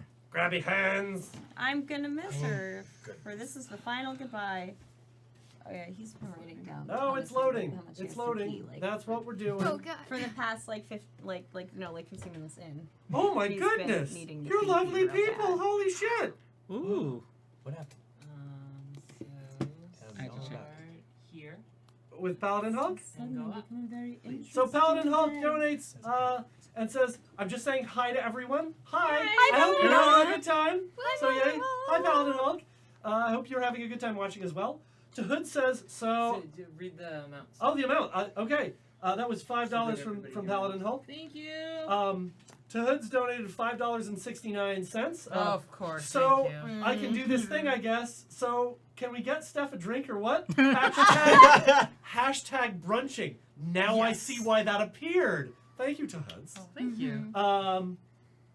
Eridence donated $5. Yay for episode 1. Yay for having AJ there. This episode has been great so far. Thank you, Eridence. That's awesome. Thank you. $50 from BP Phantom, Oh. just because this amazing What? cast, this astounding crew, this stupendous show. Yay. Much love to you, Bill. Always. I'm glad that you could come and watch us. Odious with 50 as well. With a Jesus. splendid cast, a master storyteller, and a completely nameless elf behind the curtain. Love to you all, and look forward to this.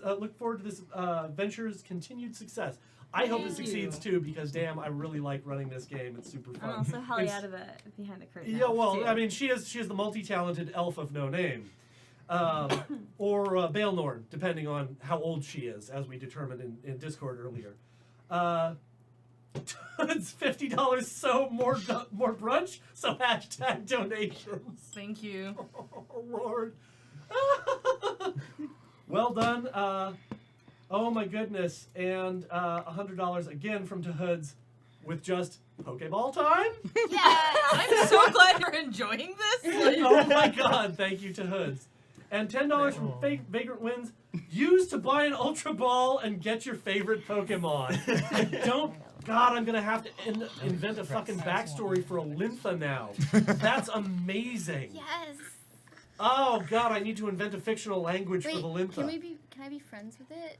Well, given that you bound it to you, it is yes. your friend. It has to be. You have friends with ancient you. tongue understanding, don't you? Yeah, I do. Yeah, that means you're the only person in the party that can speak to the Lyntha. I believe Yes, it's Because called... it speaks Lyntha, Yeah. a dead language. Oh, you got it too? No, I have a question. Uh-huh. Is Stockholm Syndrome still Stockholm Syndrome if Stockholm doesn't exist in the world? We'll call it Sejan syndrome. Thank you for the little caw there. That was lovely.